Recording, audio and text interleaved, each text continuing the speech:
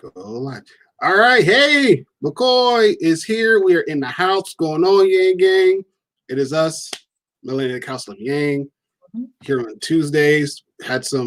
One of our missing parts is having some computer issues. So hopefully that part will come in and he will fulfill us. And ladies and gentlemen, speaking of, okay, here he is. That's fun. I love it. Yeah. Yeah. Toby has a Kwanzaa. So how are y'all doing? we are good. I was just introducing the show, and I just spoke your name up, and here you are. You are. Yeah. I had to stop using Google Chrome. There seemed to be some problematic tendencies, so I'm on Microsoft Edge of all things, but it works. So here we are. Microsoft Edge isn't actually that bad of a browser. No, it's not. Yeah, but you go ahead. But it's just Oh, sorry. You're gonna say something? Oh no, you go ahead. I thought I wasn't really gonna say much. It was just like Internet Explorer and Microsoft always get a bad rap, rightfully so with their previous browsers. But Microsoft Edge is actually really nice. But they already dug their own hole, so nobody really wants to use anything that has a giant E, a giant blue E anymore. Yep. True. And the one thing I was going to add was, I know with StreamYard originally, you weren't able to use it on any other browser besides Chrome. Right. But with the more so recent updates that they've done, they pushed it to the point where it's like, okay, hey, President May, happy holidays. President Manny, happy holidays to you. Happy holidays. Thanks for joining us on your holiday week. Thank you to everyone. Yes, thank you so much. Oh man, I'm noticing that the pattern here is like, okay, I got something for y'all. I got something. Oh, okay. Y'all, I got something. So today is our special Christmas with McCoy. And so if you're just kind of bummed out from the shopping, and I know if you're preparing cook dinner, you just want to take a break, crack open a beer or wine or water, whatever. You just want to, just kick back and relax and chill with us, because this is one of those times where typically it's spent with family, but because of COVID and everything else, it's like, we get it. So we're going to go ahead and help you kickstart tonight and bring you some holiday cheer and some Merry Christmases, and wishing you a Happy New Year. If we don't see you before then, hopefully we will. Prayerfully we will. And that's it. That's all we're going to do. We're going to talk about traditions and talk about what goes on around this time of year, and just, have fun, kick jokes, and everything else all set aside. So, Amy. Merry Christmas. Hey. Merry Christmas. Happy holidays. Merry Christmas. Thank you. Thanks for joining. Yes, as always.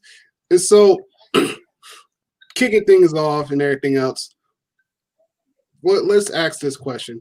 As far as things going on in your families and in your households, what's kind of like the typical tradition that you guys do each and every year with your family? And anyone can start.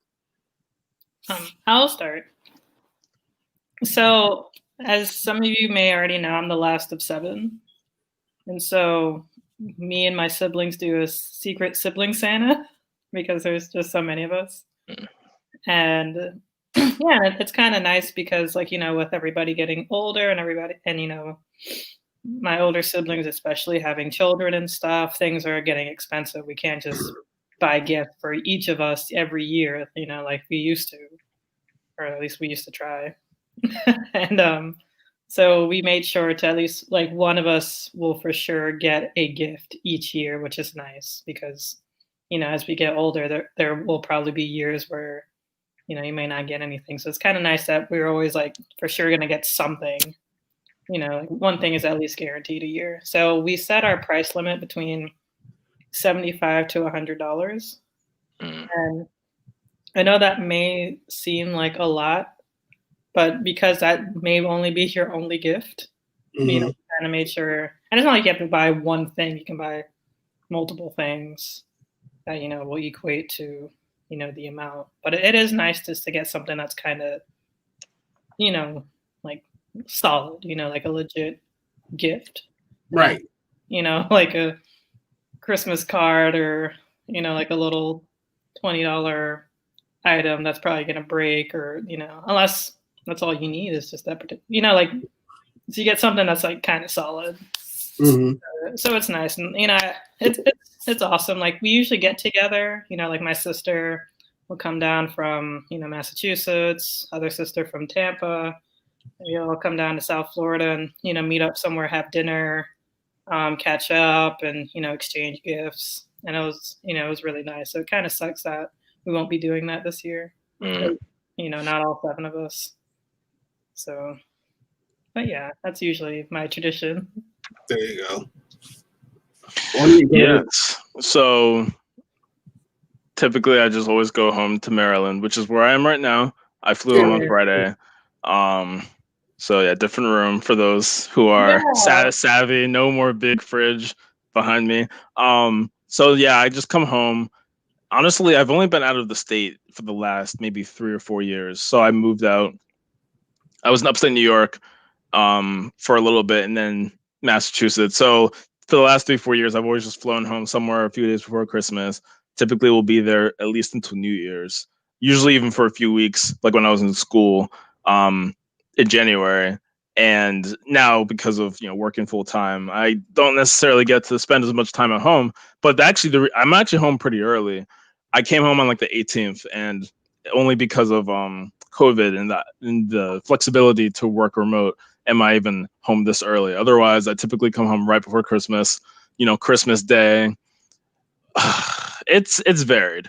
In recent days, we typically try to do some kind of gift opening, some kind of traditional thing. My dad, my family was a pretty traditional religious family, so my dad will always read some passage from the Bible that was around the Christmas story. And that's kind of still happens, or we'll sing at least. So like they'll have like Christmas carols, like the more religious ones, not so much like we're not going to be out here singing jingle bells, but we'll be definitely singing something like "What child is this?" or no, maybe not even that. Oh, come, all you faithful. I'm trying to think of like what are the really popular ones. You could say "Joy to the World," even. Yeah. So just "Oh Holy Night," yeah. Silent Night. As a Silent Night even is in that vein. So we just sing these different things on the day of. Typically someone makes a meal, usually my mom. She's a pretty bomb cook.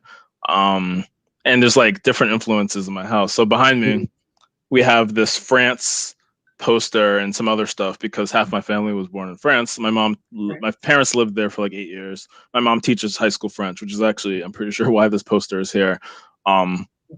The other thing is this room. This is my room, but it's been overtaken as like an office because my mom teaches high school. So she's used my room as an office for like the last 9 months or so because I'm not at home. So now she's using the common area downstairs. So that's another interesting thing to navigate is like we're all working at home. We're all here. But we'll still take some time to each other to do something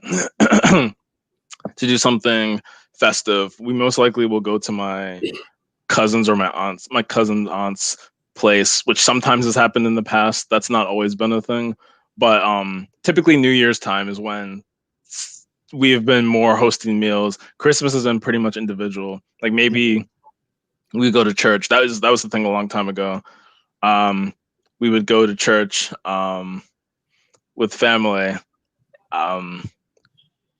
and that would usually be on Christmas Day. But then recently, I would say like at least the last 5 years, it's been more so my dad who will make that trip by himself because most of us, we just want to chill on the day. Like, can we just sleep in and enjoy the day? So my dad would go to like a church service for the church he's affiliated with. And then, yeah, we just do something. It's never really that single of a thing, which is why it's hard to describe it as one tradition. Like, we've not even opened presents on the day of sometimes. I remember that happening before. So yeah, it's something, but it's always good to at least get away from school, or in this case, work for a little bit, see family that I don't get to see for like easily 6+ months at a time. Right. Because even in Massachusetts, I don't have any family members up there, so literally it's just me. So if nothing else, it just kind of is like a family time, even if the Christmas traditions are not necessarily super strong, especially secular. Like none of us really were out here dressing as Santa or having Santa decorations in our house. It was very much, the angels and everything there. Yeah, we don't really do Santa here either. Yeah, it's like, what is a Santa Claus? What is a? Yeah. I do remember watching the 25 Days of Christmas or whatever. Oh I think that was ABC, or maybe yeah, it was ABC Family, I think. Yep, there you go. So like we've watched things, we've had our little fun. I used to remember a huge thing was just watching episodes of the TV shows that I liked. And they would always have the Christmas specials. So that was always fun too. But that's really it. Yeah. Yes, President Manny, the Polar Express. I remember when we were younger, our tradition was we're able to open one gift on Christmas Eve. So that was always, like a little bit of fun. Man, y'all lucky. We ain't get that. We had to wait, and even then we had to stay. Like me and I'll take this back. Every year, prior to us moving back out to Michigan, basically what we did was we'll wrap the gifts, and typically we'll hide them somewhere in our room, like in the closet somewhere. And so we'll tell the kids, "Hey, y'all go to bed," and everything else, and blah blah blah. And so the kids are kind of like, "Can we stay up? Can we stay up?" No, y'all can't stay up, because I remember as a kid, I did the same thing. Like, can we stay up? Can we stay up? Parents like, no, go to bed. So the 1 year we did, I think it was probably like our 5th year living in Colorado, told the kids to go to bed. And so we kind of waited till like midnight, 1 o'clock, 2 o'clock in the morning to make sure everybody was in the bed sleep. We went ahead and we put all the gifts under the tree, and just like, okay, when they wake up, have at it. And so we recorded the whole thing and everything else. Now the last, let's see, I've been in Michigan, 2020. So the last 3 years, what we've been doing is we pretty much we did the tree. Everything else, that's pretty much been a tradition that never changes. The kids help us decorate the tree, which is behind me here. And we always watch 1 or 2 movies, either one, A Christmas Story, the original Christmas Story, when Ralphie's a little boy. Either we watch that, or we'll watch the Charlie Brown Christmas special. And so I know on Thanksgiving, we watched I know the kids, they went ahead and watched the Christmas Story at my brother's house. And then this time around, this past weekend, we did the Charlie Brown Christmas. And so we stayed up. We pretty much stayed up, put the tree up, got the ornaments on there, everything else. And we just sat down around, ate cookies, did gingerbread. We did a gingerbread contest, which I epically failed at, but different story. Again, we did it. It was fun. It was something fun, We did that and sat there. We just ate the other candy and everything else, just watching Charlie Brown. And so that's pretty much the one thing that's been done. This year, this is the first year that we have actually done like a Secret Santa with my family out in Kalamazoo, and they do it every year. They haven't skipped a beat. And so this time around, that's what we're doing. And typically what they've done in the past was we all got to yes. Yes. And so our oldest, he does, because he's taller than me. He's 13, but he's taller than me. And so he always does the Christmas topper. He always puts one at the top of the tree. And so that's been his thing. It's like, if you want to decorate, make sure you do the top of the tree. It's like, okay, cool. And so we've done that. And it's always like something sentimental. as far as what's been going on and what's been near and dear to us, that goes at the top of the tree. So we've done that. And going back to what I was saying before, madam,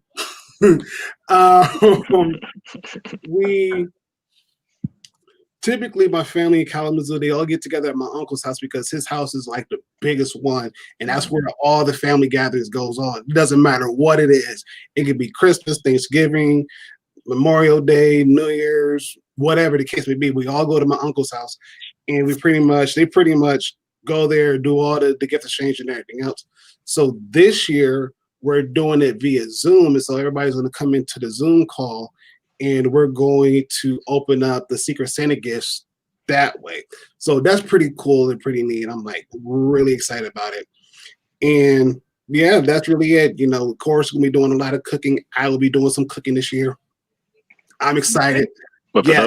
Yes, I got duty of making ham, homemade macaroni, cheese, and cornbread. Mm-hmm. Okay. Nice.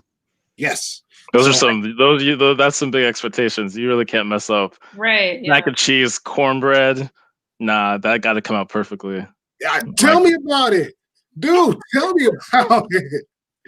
We got to, and it's like I've made like the homemade macaroni and cheese. I made it once before. The kids don't remember it, so I'm like, don't worry, I got it. Dad got it. Like I already got all the ingredients. I got my elbow macaroni. I got my big bag. I got 2 big bags of cheese. Oh yeah, that thing's gonna be extra cheesy. Got milk. Yeah, I got milk. Got butter. Oh yeah. Oh, go in. Go on. And then I got the I got the ham. It's not in the oven. It's in the bottom of the refrigerator. And so I asked for cherries, asked for pineapples, and I got told to put cloves on there. So I'm like, I don't like cloves, but if that's what goes on it, I'm doing it.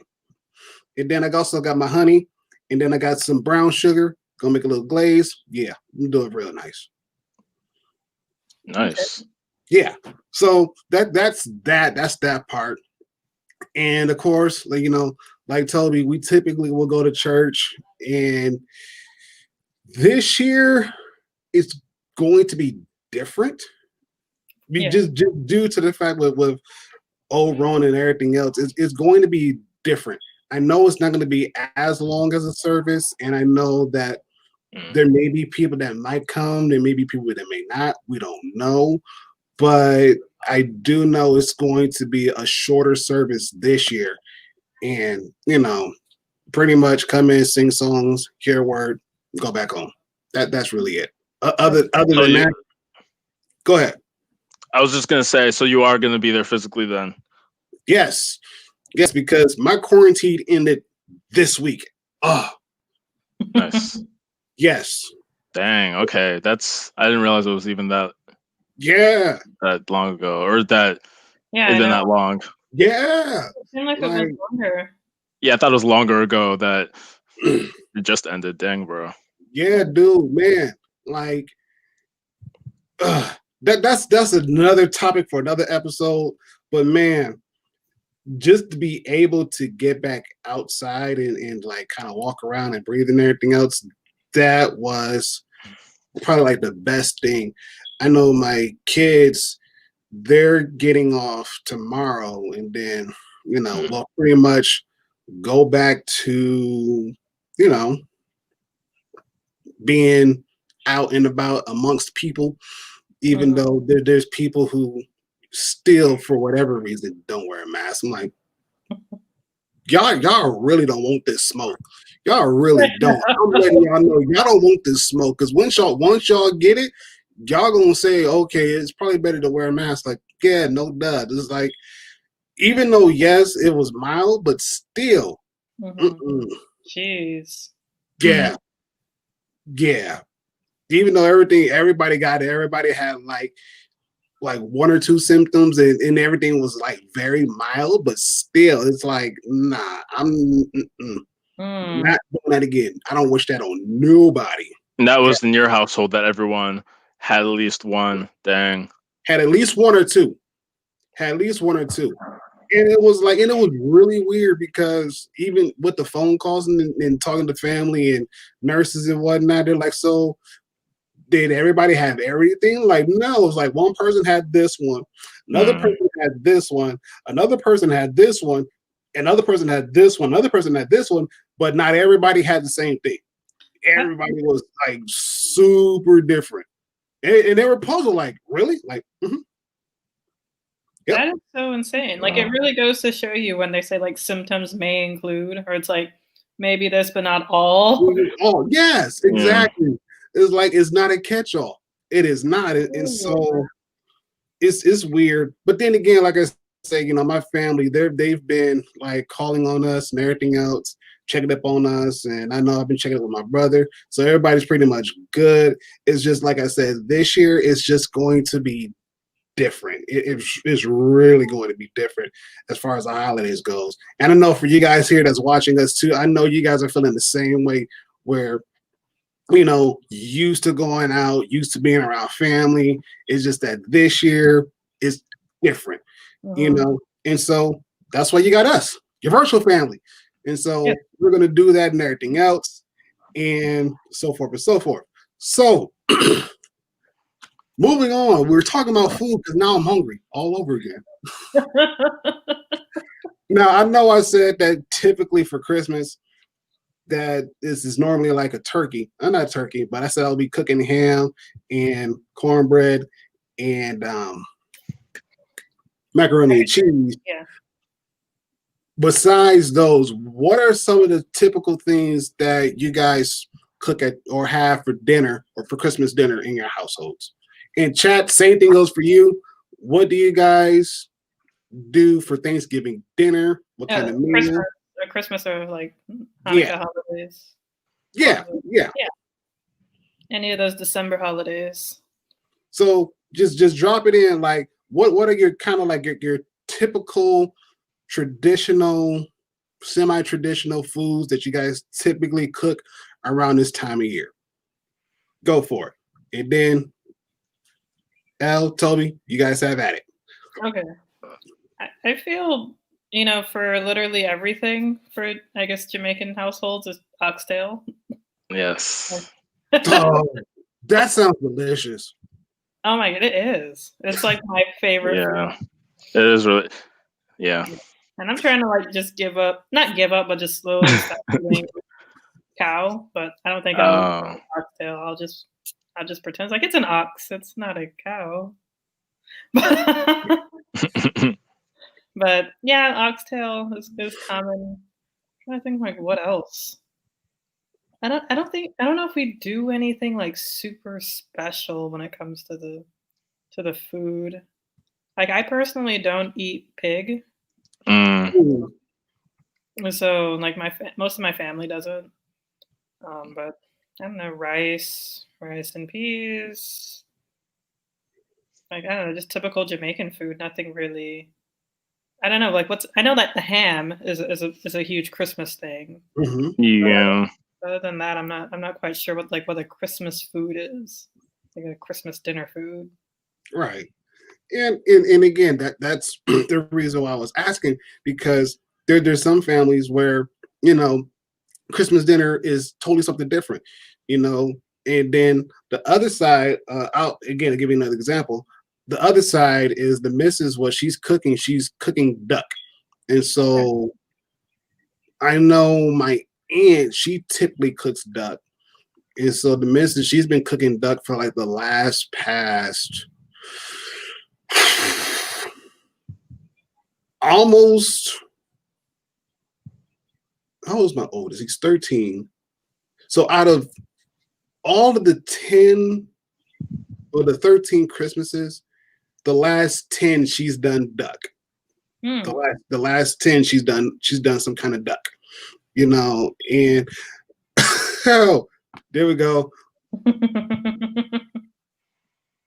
The West Wing. Oh yeah, you did mention the West Wing before. Yeah, I still gotta watch it. Yeah, or yeah. Yeah, that way. Yeah, I forget it's mirrored, so I always have to point the opposite direction. Were you pointing it? Oh. Okay. You because I was saying like I also need to watch West Wing like you do. So I was doing this way to point towards you, and then I had to turn it down that way. There you go. Well, nope. Oh, you're trying to make an L now? Yeah, I'm trying to point at you guys. Oh, both of you. I'm done. And coincidentally, it is an L, so. Right? There you go. I'm weak. Over here. No, wait. This way. I feel like an airplane person. I'm dead. Oh, man.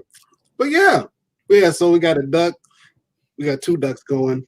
And then she said she's going to make something else. But yeah, but that's typically what we've had for like the past few Christmases there's always been a duck and then whatever else. So again, for some people, that's not a tradition. That they probably do something totally different. You got Manny making cheese pizza. Amy, they do a egg noodle and chicken broth over mashed potatoes. That actually sounds good. I know. I was gonna say it didn't sound weird to me. I was like, shoot. Yeah. That sounds. I just sounds like a kind of gravy, but like a better gravy. Right. Oh man, that sounds delicious. Yeah. But yeah, it's interesting. So I have to work on. Oh yeah. A lot of people are working on Christmas, which sucks. Yep. Like, What do you do, Amy? If you don't mind me asking.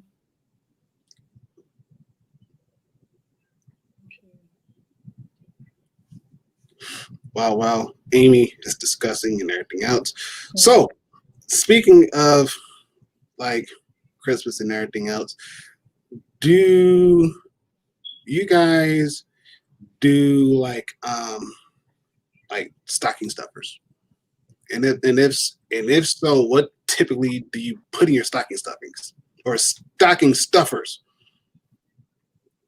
That's a great question. I don't even know where my stocking is. That's never been a stocking, like over the fire or whatever. That's never been a thing. Like, I don't really even know what's supposed to go in there besides cool if you've been a bad boy or girl, a bad person. I don't really know what that tradition is supposed to be, but stockings were never really part of the picture. Maybe just decorative. Man's went deep into the heat. He jumped on and said, "Let's talk about." Like, you see the name of the episode?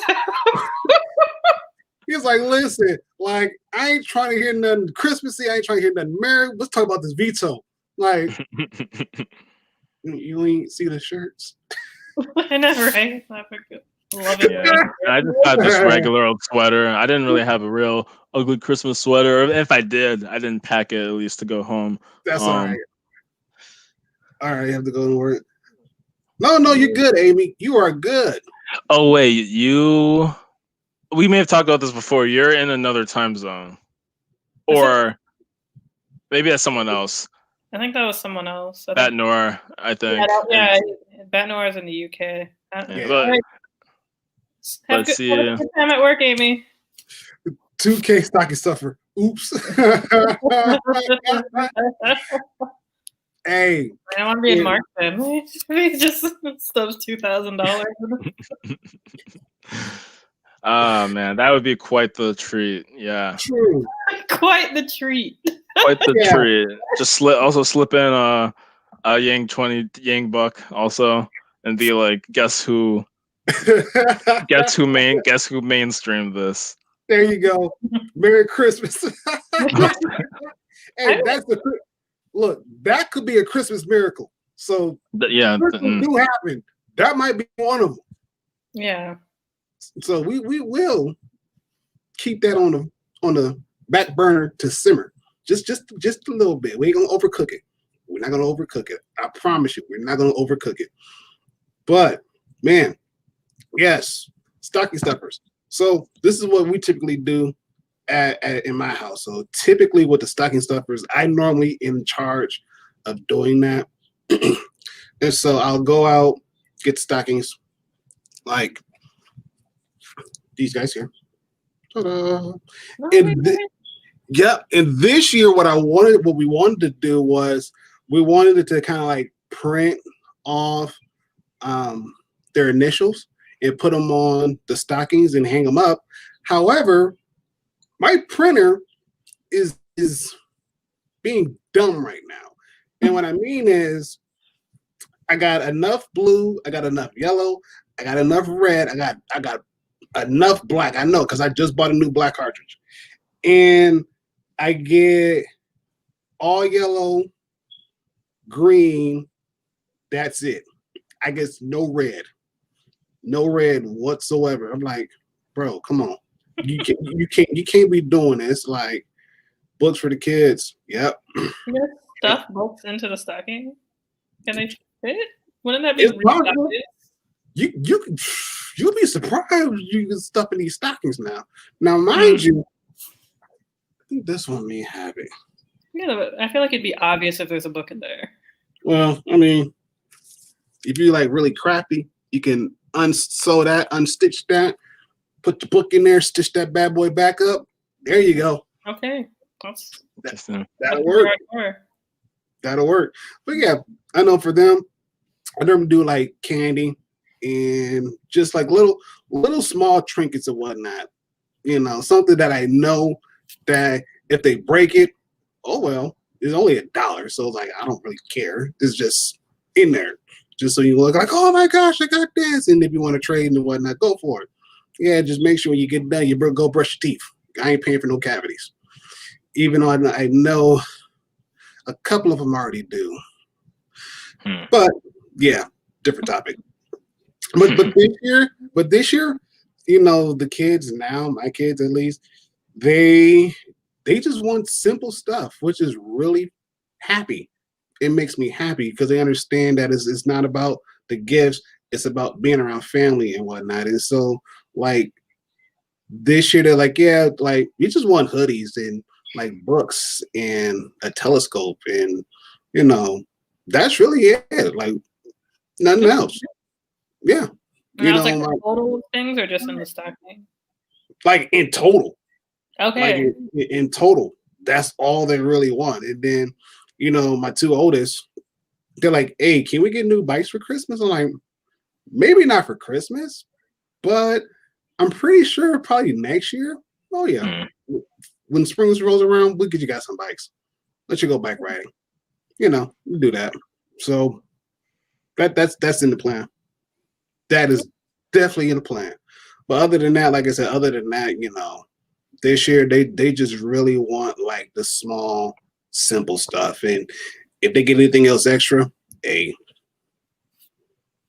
That's good.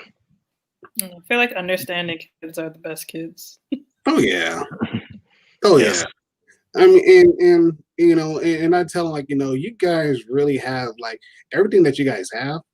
I mean, you almost have everything. You know, you got a roof, you got a bed, you got food. You don't want for anything. And even if you did want something, it's not as hard as to, you know, go to the store. Either one, you pay for it for yourself, so you know that you got to work for it. And then for two, if we feel as though you earned it, we'll just get it for you anyways. But at the same time, you still had to work for it, you know? And so they're like, yeah, we just don't want a whole lot this year. I'm like, yeah. Works for me. Look, that 2K stocking stuffer, yes. I get to keep majority of that. The other part's going to go ahead and pay for some rent and make sure that, yes, make sure they still have a house to come home to for like the next 3-4 months. And then after that, we'll figure something else out. It'd be like that. Yay! It do. But again, you know, they're understanding now. I mean, when they were younger, like yeah, they just want, you know, toys and everything else, but they always broke them. You know, this time around, they just really want like functional stuff. They just want first time in forever. I heard for a kid, they just really want clothes. Like that's it. They just want clothes. You know, can't argue with that. Like, okay, if that's all you want, yeah, well, maybe something this like. But other than that, like, I just want a hoodie or a couple hoodies. You know, okay, cool, I got you. Any kind. both the two oldest. Yeah, we want something that's anime related. Yes, I got you. Oh, even better. I got you. Yes, I got you. I got three. All under the age of, well, let's see. The oldest is 13. And so every one of them other knuckleheads is under that age. But they are very, very. There goes the oldest. He's laughing. They're very. They remind me of the beginning of a gorilla song. Huh? Oh, Feel Good. Yeah, they remind me of the beginning of Feel Good. How he laughed. Yeah. Yeah. Yes. No, they're very conscious about everything that goes on around them. Very conscious, and they're very articulate. You know, especially for their age, they're very articulate. So when I tell people like, "Hey, listen, don't let the cuteness factor fool y'all." But these are the type of kids where if you sit them down and have a full-fledged conversation, you will think you're talking to adults. You know, that's just where, like, mentally, that's where they're at. My youngest, on the other hand, he's a joker, and I can say that honestly. He's a joker. He's a practical joker. You know, he likes making people laugh. He likes doing pranks and everything else. You know, he likes dancing and everything else. But if you sit him down and have a conversation with him, you sit there like, dude, you sure you're 6 years old? Because you don't sound like you're 6. The way how you're thinking about things is not as though you're 6. My daughter, she's 9. He don't sound like a 9-year-old, you know, and she's very animated with her hands. Like, she talks with her hands.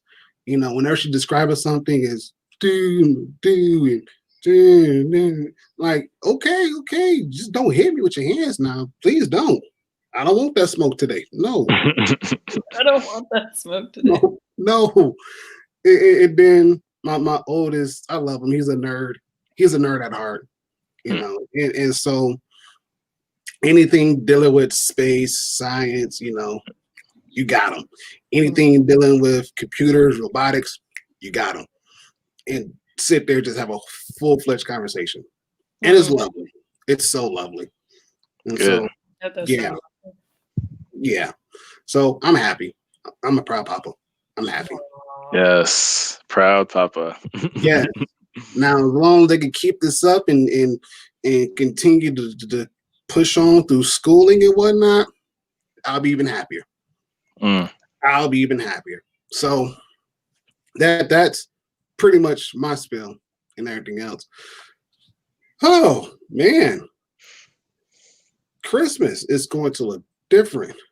So I know, Elle, you guys typically don't get snow down in Florida. No. Toby, have y'all gotten some snow? Not the part of Maryland I'm at. So we had a whole snowstorm like right when I was leaving Mass, so like Wednesday, Thursday. And it wasn't the worst, but it definitely piled up very inconveniently. But thankfully, by the time I caught my flight, it was gone.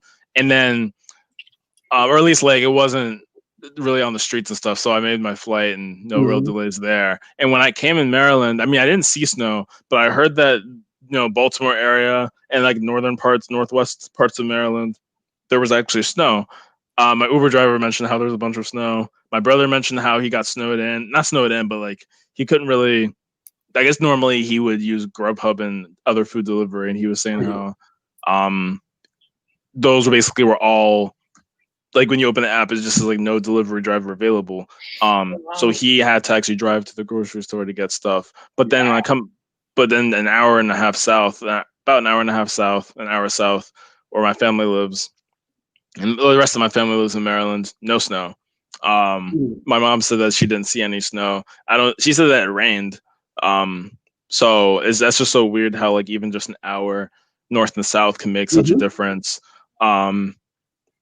Within the same state, because Maryland's not a big state at all. You look at Maryland, this thing, like you can barely see it on the map. You need like little arrows to point to it, but it's still like had such a wide range. I think literally they've called the state like America in miniature, where it's like you have mountains, you have the beach, you have suburbs, you have forests, you have like you don't have a desert, to be fair.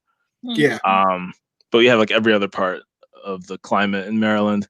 Hey, there we go. Back to chilling. We're good. Chilling. We're Talking good. about Christmas stuff and Christmas miracles and Christmas traditions. And so, if you have any traditions you do with your family that you typically do, drop them off in the chat and we'll blow it up and everything else. And yeah, like if there's any like foods that you guys make, again, drop it in the chat so we can blow it up. And so yeah, that's pretty much the first topic for tonight's subject. And yeah, I know here, no, it's looking more and more like Colorado. Like Colorado has more snow than Michigan does, and it's weird. It's like, nah, that can't be. And for it just I'm just giving majority of the people that's watching me give y'all some reference. I was born in California, but I was raised in Michigan, and so I know how the Michigan winters, how they operate anywhere between Halloween and Thanksgiving. That's when we get the bulk of our snow. It never fails.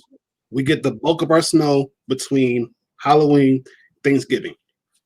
Between Thanksgiving and Christmas, that's when we get a little bit more snow. And so by the time Christmas rolls around, it's snow everywhere. It is snow everywhere. This time around, it's looking more so like Colorado than anything else because here it is, December 22nd, ain't no snow on the ground.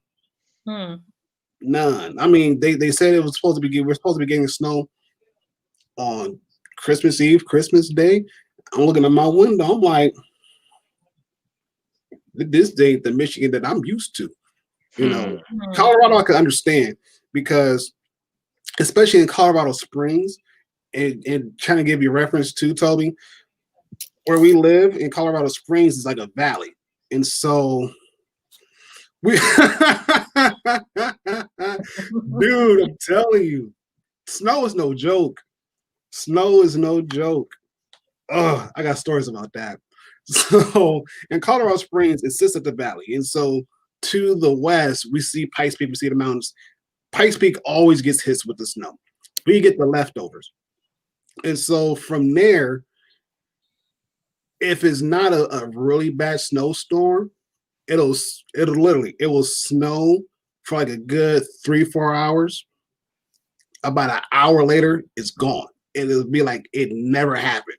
You travel up an hour towards Denver, oh yeah, they got slammed. They got slammed. And then, especially if you go more west on I-80, yeah, they get hit with a lot of snow. But other than that, anywhere else, not as much. So no. But again, like this year I'm looking outside, I'm like, man, Christmas is like a Michigan Christmas. There needs to be snow. Like I'm with you, Mark, too. Like I can't do snow, but for me, that's kind of like my inner peace is I know if there's snow, Christmas is around the corner, everything is good. Because when New Year's rolls around, you know, there's still snow. You know, it's still cold, but you know, it's manageable. But yeah, it's just this year I'm like, man, I'm gonna need some snow to come into my life to let me know and remind me that yes, we're still in December, and to prove everybody else that global warming is happening. I feel you back, like, yeah. Yeah, Yeah, 30, that's wild. 30 years though. Holy crap. Yeah. Yes. Yeah. Yeah, I don't know. Like sometimes, like especially lately, I feel like in the past couple of years, Christmas time has always just like caught me off guard. Like even though I know the days are coming or whatever and what have you, it's always when I start seeing people hanging up Christmas lights or Christmas lights in front of, you know, like shopping plazas or whatever. It's like, oh shit, it's that time of year, you know. It's like, oh fuck, I gotta start getting gifts and doing all that now. It always like throws me off guard. There you go, Mark. We're gonna blow that one up. Man, I don't know. Bro. Mia. Hey. Hey. It's all Welcome, right. welcome. Yeah, It's I forget all how right. many people are passively in the background. Like, I think last week it was like 140 something. So just to so many of y'all, and I appreciate you all being in and out. Do whatever you need to do. Yes. Yes. Oh man. And again, just kick back, relax. If you decide to drop something, go for it. Go for it. And that's what it's here for. Just drop something and everything else. Hopefully, I know I don't have any eggnog and no rum. I don't have that. Crap. I know that was typically. You said you do? I love eggnog. I haven't drank it too much, because I'm trying to stay away from dairy. But I did get some this year. I would usually buy it like a mad person, just like the amount of times I'd go to Publix and get eggnog, because you have to get the Publix eggnog because they make the best eggnog. Like that's how, like that was like that's my Christmas joy is eggnog. But the weather is definitely not, because sometimes it's hot, sometimes it's cold. This year it's actually pretty chilly. Like we're gonna get a white Christmas this year. It's actually going to be not hot. What? We're gonna have a high of 59, which is insane. Wow. A high of 59. That actually does sound relatively cool for y'all. Actually, Maryland, just a few days ago, we had like a high of 58. So that's what it's gonna feel like. Wow. Like it's gonna be in like the mid to high 50s.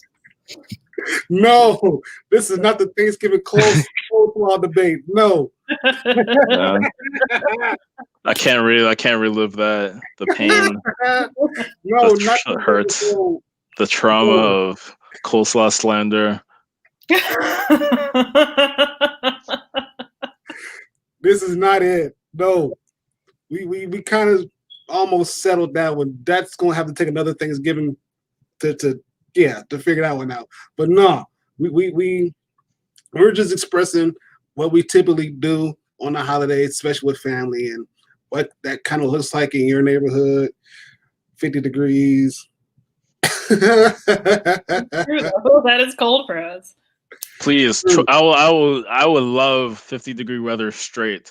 Oh my goodness! I remember one night in like early November, like it hit 75, and I was like, "Whoa, summer's making a comeback!" Literally, okay, so this is like really dumb. 75 is like winter to us. Are you kidding? Like it gets it's a little chilly. It's not 80 because it was snowing like right before Halloween, like brutal snow, probably even worse than the one we just had last week. So like a week before Halloween, it was crazy snow. It was really cold in the 20s, and then next thing you know, like not even 2 weeks later, it was 75. So I was like, I said, I said basically summer is making a comeback. So I said, we're cheating on November. Call that an entanglement with August. There you go. There you go. We really were having an entanglement with August at 70-something degree weather right now. If it was in the 50s though, like for days on end, that would be fine. Like I could do that. I'm not really going outside here anyway, like in Maryland. But if I was still in Mass, I would be going out more. And yeah, 50-degree weather would be amazing. An old restaurant. Ha. So this whole thing about that place you're working at, that I know for a fact this was not the name of this coffee shop or whatever the heck. Yeah, and you're in Mass here with me as well. So you know exactly what the weather was like that I'm talking about, Manny, where it just got cold for no reason right before Thanksgiving or right before Halloween. And then like it's been level. It's never been 75 again. That's gone. But if it's up in the 40s or 50, it's like okay, we're warm. Even if you're in the 30s, as long as you're not dropping below freezing, it's like okay, I can manage this. Honestly, at some point, I just start to rationalize and play Stockholm syndrome with it. I'm like, okay, it's in the 20s. Well, at least it's not windy. I can kind of deal with the 20s. And once you're in the 10s, it's done. There's no rationalization that will save you from the 10s. I guess as long as it's not windy, then I can live with this. No, the wind chill is a bitch. The wind chill, that shit is mean. It'll just It's, Yeah. It's When I bad. lived in Tallahassee, which is like North Florida, like right underneath Georgia, it was like my first time experiencing real, I guess enough realness of cold weather, because from living in South Florida my whole life, and I became an irritable bitch. I didn't know I had that personality because I never been in such cold weather. But hey, thank you. We appreciate it. yes. But no, I remember, one time it was like, I think it was like 14 degrees one morning. And I thought my weather.com was messing up. I was like, oh, this must be Celsius. Let me refresh the page. Like I couldn't believe it, but it wasn't that bad because like the week before it was like in the 20s, but with the wind chill. When it was 14 degrees and it was just sunny, it was like, okay, I can deal with this. Like, no, the wind chill, geez, it can make you feel like it's like, oh, it's 26 degrees. But the wind chill makes it feel like it's like -4. Yeah, it's so bad. Like that's the thing I don't tolerate though, is like that kind of wind cold. Like regular cold, if it's a still cold, okay. I actually haven't been getting my gloves really, so I need to get acquainted with my gloves. Only have one glove. One friend said it's like I'm basically doing the OJ because I only have one glove. I Huh? was gonna say Michael Jackson. Oh, yeah. I guess Mike. Does he only have one? I don't know, but okay, fair enough. So I've been doing whatever it is. Yeah. I kind of feel what you mean though, Ron, because when the snow comes, there's like almost like okay, it sets the scene and things kind of feel right to a sense. I think when I was younger, I enjoyed it more. You can get out of school. I'm not seriously having to do any work. I mean, help shovel. That's more like a household chore thing. But there was no sort of like, this is really inconveniencing my life. But then when you're in work and then, you're in Massachusetts, so of course your job's not going to give you off / remote, let you work remotely really. Now because of COVID we are, but like before, if like last winter when it was snowing, I mean, sometimes, or if it was bad enough and my apartment hadn't cleared the space, or really I didn't get out early enough to clear off my car, then I basically would just be like, yeah, I'm gonna have to come to the meeting remotely, and then I would come in later for work. But the point, so that is the annoying thing, is like when you're an adult and you have responsibility, now you just have to clear your car off over and over, and that's like not fun. And I didn't even have like proper material to clear off a car when because I bought my car May of last year, and so I avoided the first Massachusetts winter. I avoided having to drive in it, so I never had to really drive much in snow before. And then, of course, I'm in Mass of all states where I buy my first car. So then, come this really January this year, that's when I remember it snowed a good amount, and I didn't have. I still don't have a shovel. I actually realized last week I need a shovel because you have to clear out this. Like I live in a shared apartment, so it's not as bad as like a driveway, but you still have to clear off the part where your parking space is. So I need a shovel. But what I did buy earlier in the year was cans of de-icer, which I haven't had to use, the scraper, which for the ice, and then a brush for like just the fresh snow. And those are the main things I've had to buy, along with the portable jumpstart. That was for a little bit different of a reason. And I got that I think over the summer. But I still was like, let me get everything because I forgot what state I moved to, and I did not come prepared. And now I need a shovel, which will be the next thing to buy. So I was using I was using my glove and like my jacket sleeve, just this. It's a horror. Yeah, it was painful. Like my hands were definitely like red. It never again. So, that's cold. Yeah.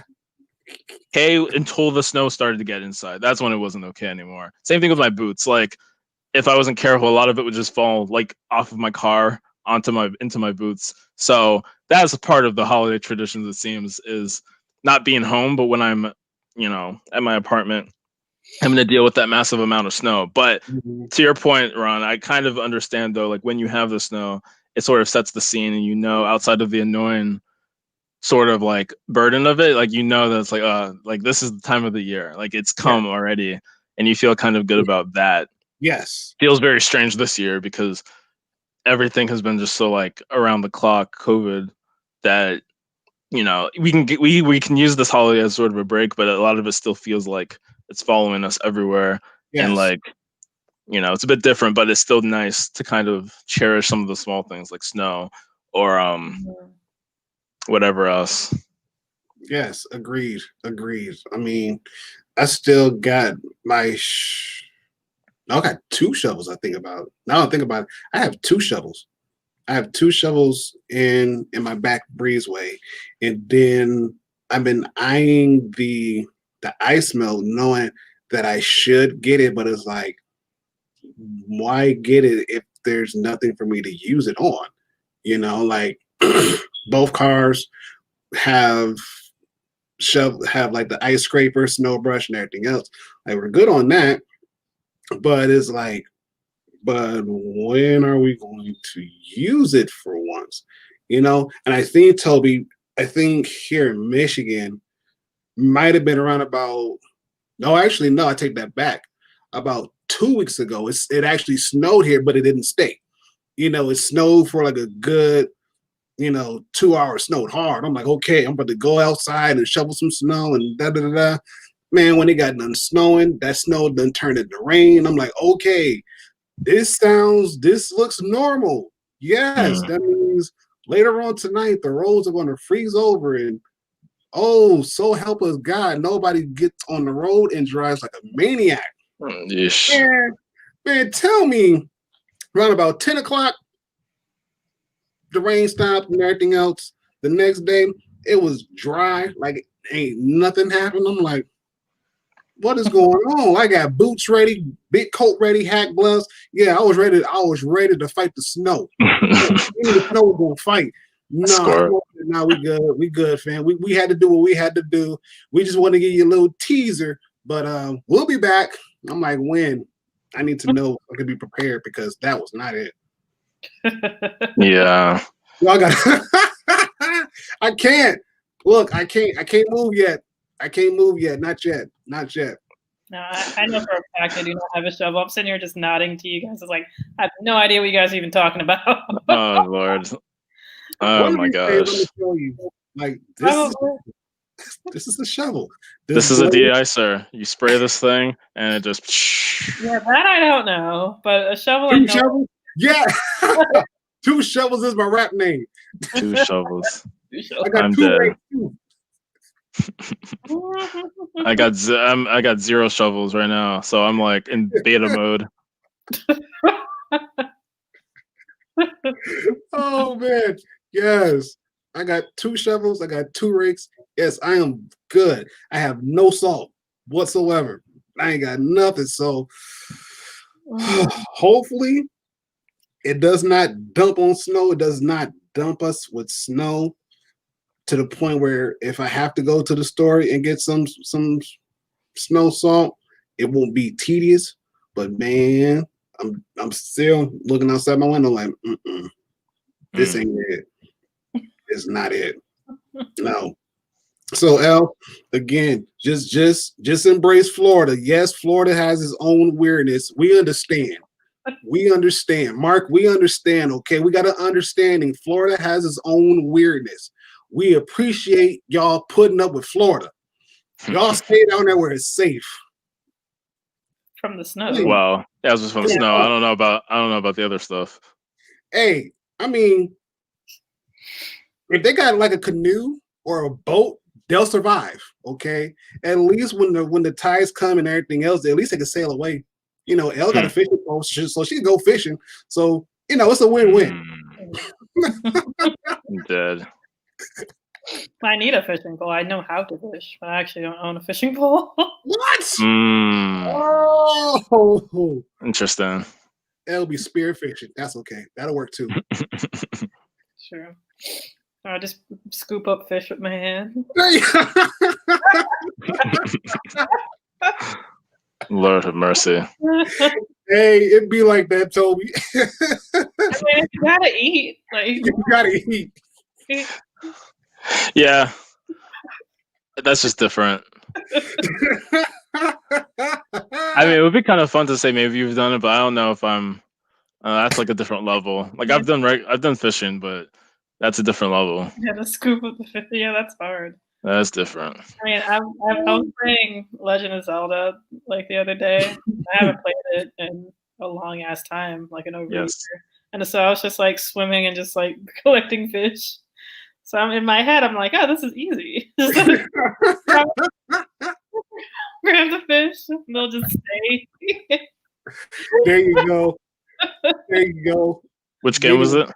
Breath of the Wild. Okay, so a new one. Yeah, I haven't kept up with much since the Wii U. Yes. Yeah, I've been like super just slacking on video games. I don't even know why. Yep, 100% me. Since college, really, it just dropped off. So that was another thing, was like us getting gifts. Like, of course, we all like get gifts and give gifts. And my big thing I always was looking forward to was video games overall. I remember when I got the Wii. Oh yeah, I've heard of Sega-based fishing. I've heard of it vaguely. I never really played many of those specialty games with like all those different attachments. I remember, what was that, Duck Hunt and whatever, and then you have like all these things. I mean, good on them for innovation, even though most of those games kind of just died. But they're classics, right? So they made the controls, and there they are. But I think it was 2008. Super Smash Bros. Brawl came out. I got a Wii U. I think we got a Wii U that Christmas, which was really nice. Like, our dad helped pay for it, because I mean, I was like, what, in 8th grade? My brother would have been in 9th. Like, what are we gonna be doing? Like, what money are we using? So we got a Wii, and we decided that our first game, it was so painful. We decided our first game was gonna be Brawl, which was not set to release until March. So for like 3 months, we had like nothing, or maybe 2 months, 2.5. But still, Brawl is a good game. Super Smash Bros. Brawl, like, it was so hyped that it was like, we have to wait for this. So Christmas of the next year, I got Twilight Princess, Legend of Zelda, and that became like a thing where it was like I would be trying to get whatever Nintendo game for Christmas. If I got money, I would just use it to buy that, or sometimes people might actually buy a game if someone, my brother, really, me and my brother were the ones who played video games, so we might try to like get each other a game, or at least or maybe together we would go and buy games. So that used to be a big thing, was Christmas time money, or if it's my birthday and I'm getting birthday money, that's going towards video games. GameStop, that was such a big thing. I'd always go to GameStop, even if I wasn't buying. I would just go to look around, maybe have an idea of what I wanted for the next year for Christmas. So a little segue, but kind of reminds me. Trying out the games at GameStop. Like, if they had like the consoles and I didn't have it, I was like playing it. But I feel like they stopped that. I don't think GameStops really do that. I don't really think GameStops do anything. I was gonna say Walmart, if anything, is the one that sometimes you'll see the trials. That's true. I haven't really been to a GameStop in a while. Like, I think I briefly stopped in one last year in November. I went home for Thanksgiving and I saw some friends, so we like just hung around and walked around, and I think we may have stopped in a GameStop, but at that point I had lost my interest in games, so I wasn't really looking around. Yeah, GameStop, I've heard rips off the high resale price. I've heard some not great things, even though I loved going to them with my brother when I was younger. I did hear that they're actually like not really good. No. So. I stopped going to them. I just go on Amazon. I purposefully go on Amazon because I want them to die. I want GameStop to stop existing. Yeah, technology. They're one of the people who deserve to be destroyed by technology. Yes, I agree. I agree. And like you, Toby, I remember as a kid, me and my brother growing up, the one big thing was, video games. Like, it didn't matter what game system came out. It was like, hey, can we get it? Like, I think the first system we got for Christmas was the Super Nintendo. And the Super Nintendo, it came with Killer Instinct, with the Killer Instinct CD. So we're like, oh, wow. Yeah. That's classic. Yes. And so, like, we had arguments, like full blown, like we fighting arguments over just that one game. You know? And so from there, it was like, that kind of set the trend. Like even until like adulthood, me and my brother, we still talk about all the game systems that we had. Like, y'all name it from what the world? No. Like a spam person on Twitch. So this time, at least I see the last week when there were strange things happening, I had lost connection. So I'm glad at least now. What are you showing that for? No. I was gonna say, we don't want you to buy full. No. That's the thing. It's not. You know how in the corner where you can kind of like, if I scroll by somebody's name and they got 3 dots, I can like ban that person or mute that person and whatnot. Yeah. Nah. I mean, we don't have your controls. Oh, wait, you're saying this person doesn't have... Nah. Oh, so they're immune to being banned? However, y'all go ahead. I got to do something real quick. Y'all go ahead. Take care of it. Yeah, you got it, bro.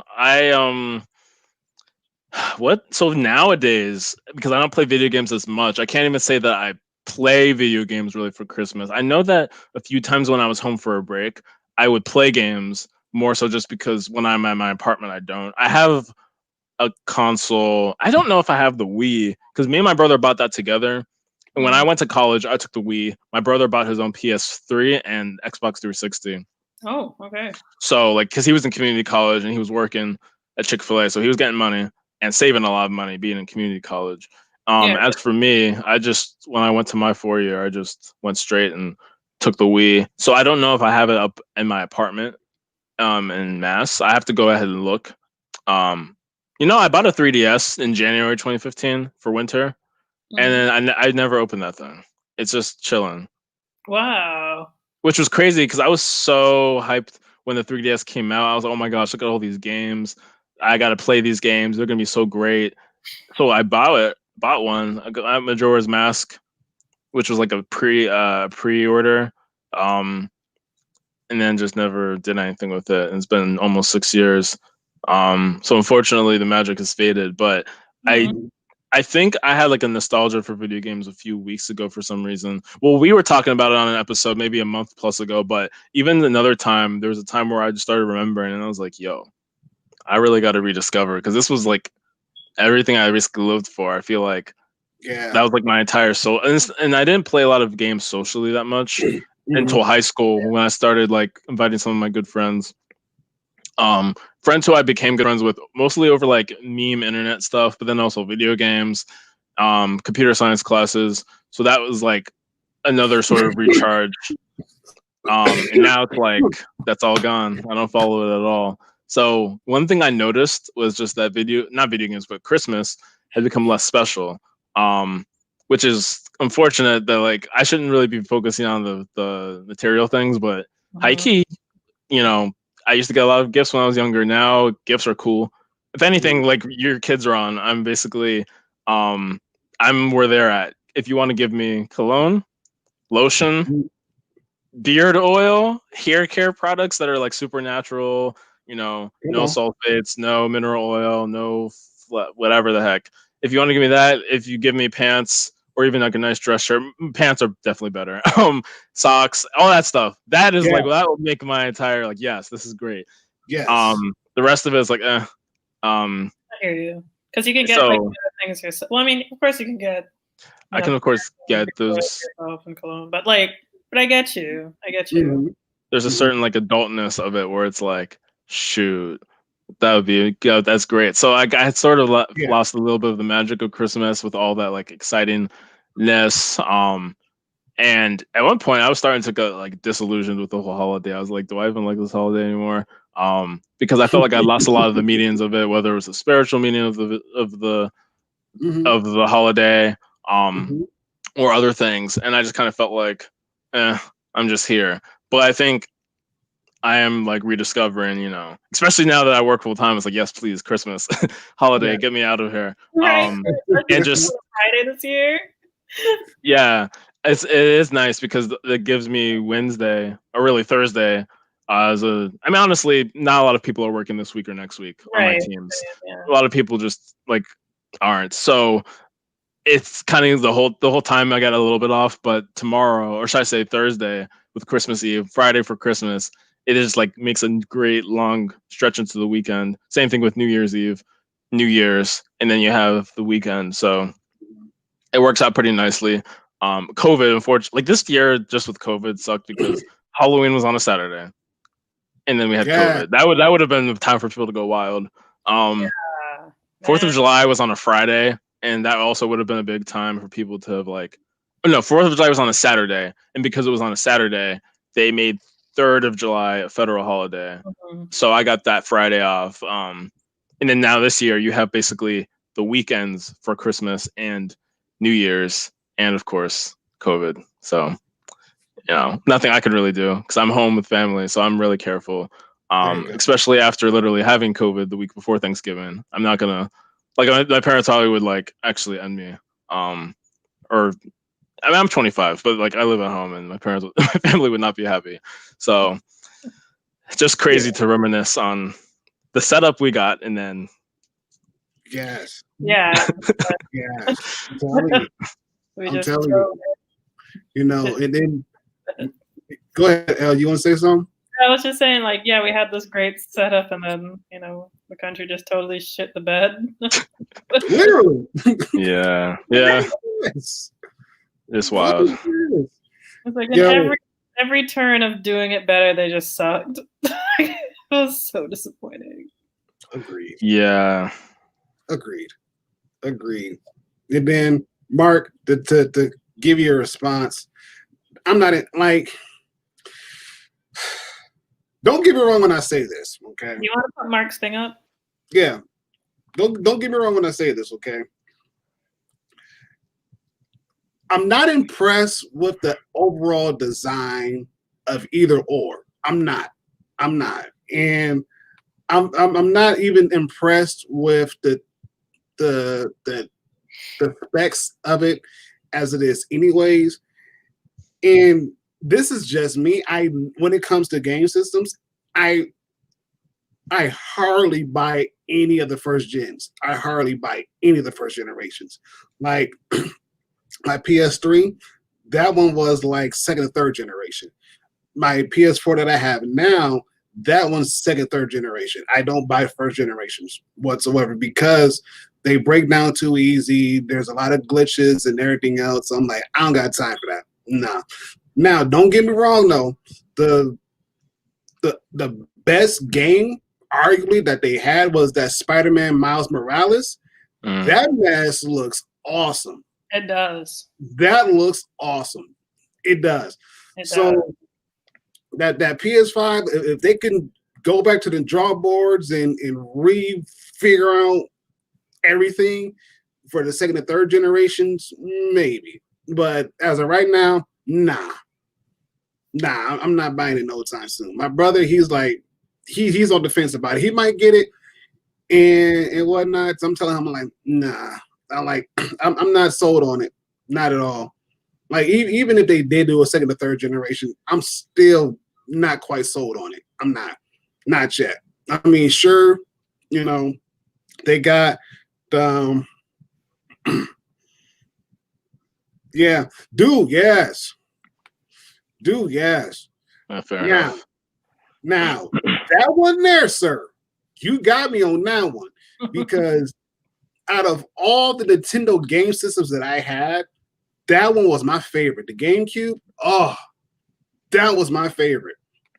And only due to the fact that not only was Legend of Zelda, what was it, Wind Waker? Yeah, Wind Waker. Wind Waker. Yeah, was it Wind Waker? That was on there. Super Smash Brothers Melee, that was on there. But if y'all can remember, Time Splitters that originally came out for the PlayStation 2, they had Time Splitters 2 and Time Splitters Future Perfect on the GameCube. That sold me because they updated the graphics. It actually cleaned it up a whole heck of a lot better than what PS2 could ever do, I'm like, yes, like that was it. That was my game. And then I just started between me and my brother. Oh, we was just buying games just for the GameCube, controllers just for the GameCube. You know, we had King of Fighters 2000 Millennium, the second edition of it. We bought that one for the GameCube. That played so nice. Probably one of the best fighters we bought for the GameCube. I'm like, oh yes, I would so use my 2000s stocking stuffers. I would use that. I will find me a GameCube, get like 4 controllers. Oh, we having it out. Like first game we're getting it is Super Smash Brothers Melee. Yes. Mario Party. Yes. You know how they have like the mini like SNES and NES? They should have like a mini if they don't already. Like, I don't think they that's do. like a perfect mini because it's a mini. Yeah, like that would be like the perfect like mini console. I would totally get. I totally Oh get a mini. yeah. Oh yeah. Definitely. I would get that in a heartbeat. Yeah. Like, you know, shout out to Nintendo. Nintendo, if you ever come across this, create a mini GameCube. You already got 2 buyers. You got 2 buyers, possibly 3, maybe 4, that's willing to spend hard-earned money to buy it. I will buy it, like flat out. Yeah, for sure. I will buy it. Interesting. So the mini, you said that they had mini what? NES? Yeah, they have a mini NES and a mini SNES. I don't think Nintendo. I don't think Nintendo actually makes it, if I'm not mistaken. I think it's like a third party nerd. Oh wow! How the heck do they pull that off? Yes, I've had Mad Cats, and other random third party. Yeah, I feel like Mad Cats is always the best third party controller. They always make. I know ours fell. Even mine, like the little rubber part or whatever, fell off, and there were some issues. So that's unfortunate. But I'm glad at least I got the best one, even though it definitely was still problematic. Man, I put it to you like this: that C stick. I probably remember this. I know you guys probably will too. That C stick, when it came to King of Fighters, that broke. Like we done went hard on the supers and the finishers. It got to the point where we doing combos and and it didn't go back to the way it was supposed to. We're like, oh, wait, which game? Why with that one?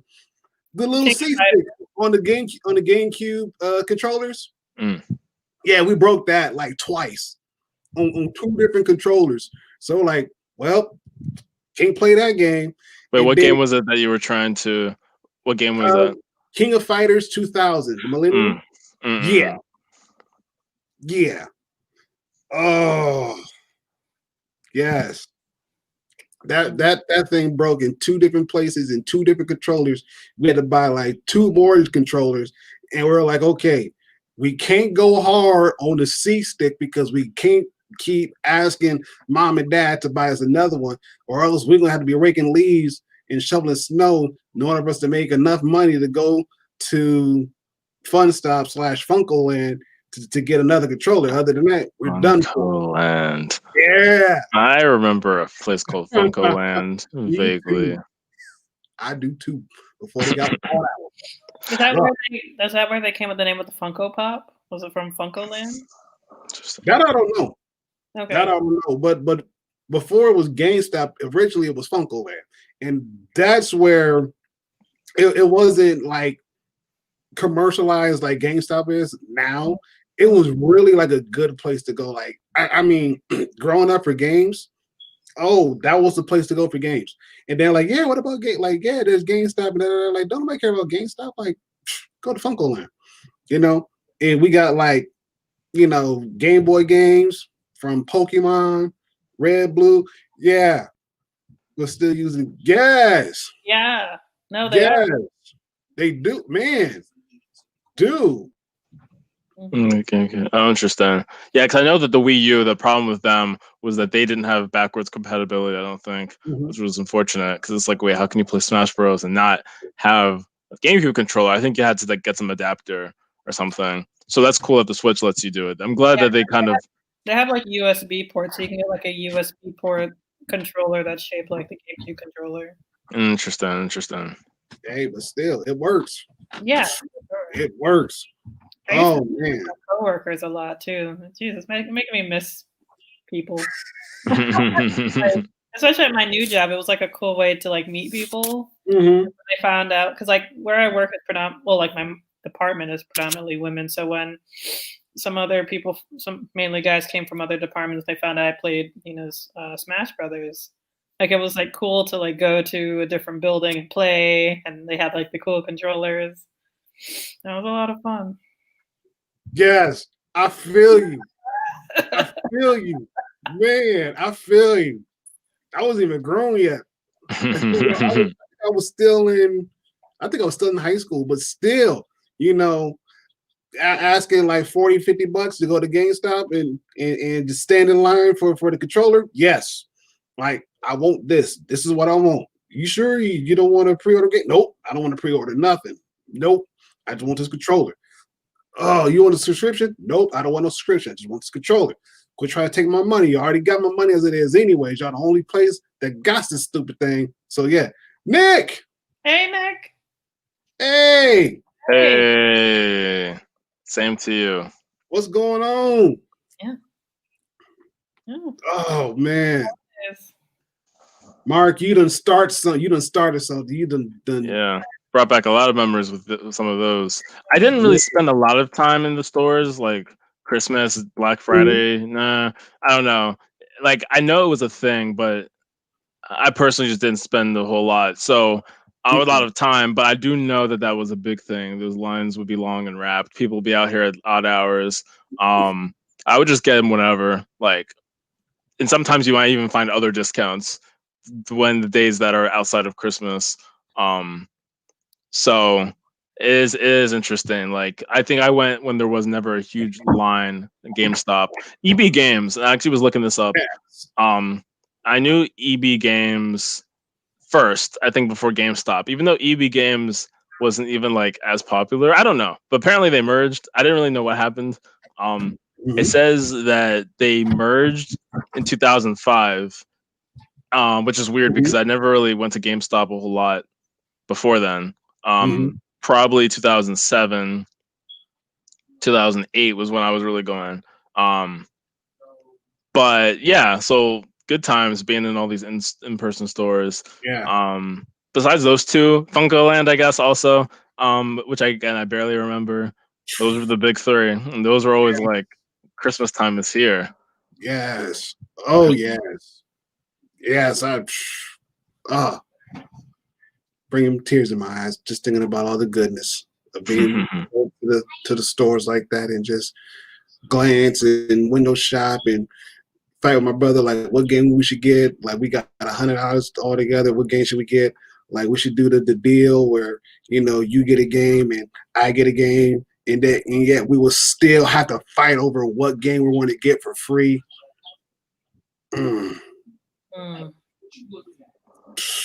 That is an interesting question. Did your mom's banging? Yikes! Just me, man. I'll put it to you like this: me and my brother now we're cool, we're chill. But back then, when we were younger, we fought. Like we fought. The one thing that happened, and we didn't go to the hospital. We went to the pastor of my church. Me and my brother, we got into a fight, and like he got a Hot Wheels car, and he threw it. It hit me like right here in the corner of my eye. And so I got up mad. I went over there. I was about to start wailing on him. My grandma, she took me and my brother. She said, "No, y'all ain't doing this." She took us, got into the car. We went to the church that we were going at, talked to the pastor, sat us down. She like, "I'm going to need you to talk to them because they're going to kill each other if you don't." He kind of looked like, "These two? Like, what's going on?" I don't like him. I hate him. He threw the car at me. I want to punch his lights out, And he sat there, he talked to us, and then we just kind of looked at each other like, nah. So Bat Noir, it wasn't no going to no hospital for us. It was we gonna bleed it out like right then and there, slap a Band-Aid on it, and off we went, But even still, like Was a level 10. But even still now, it's like me and my brother now, we have a real good relationship. And, you know, we play games together with one another. You know, we've been talking about going to the gun range once they get out of get out of quarantine, to take them up to the gun range and, you know, just have at it. And just pretty much just chill. Like what we did when we were younger, without like responsibilities and, you know, work and other stuff, you know. So yeah. I'm telling you.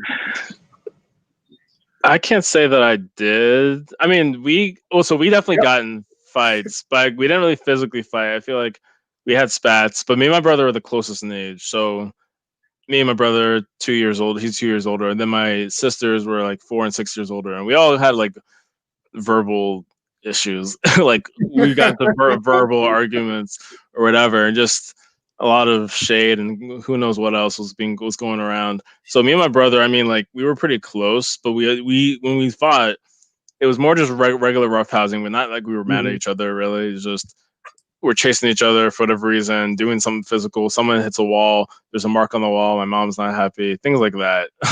That can never end well. And from video games, I can't say there was I know we had moments where for whatever reason we got into some fights. I don't know if it was from the actual game, like, oh, we're playing Smash and someone loses and now oof. I do remember when we play things like Yu-Gi-Oh! And like some card games. I remember I'm pretty sure I flipped the table once. Or I didn't really flip the table, but I knew I was gonna lose the game of Yu-Gi-Oh! So I just like cleared the whole table. I was like, rage quit.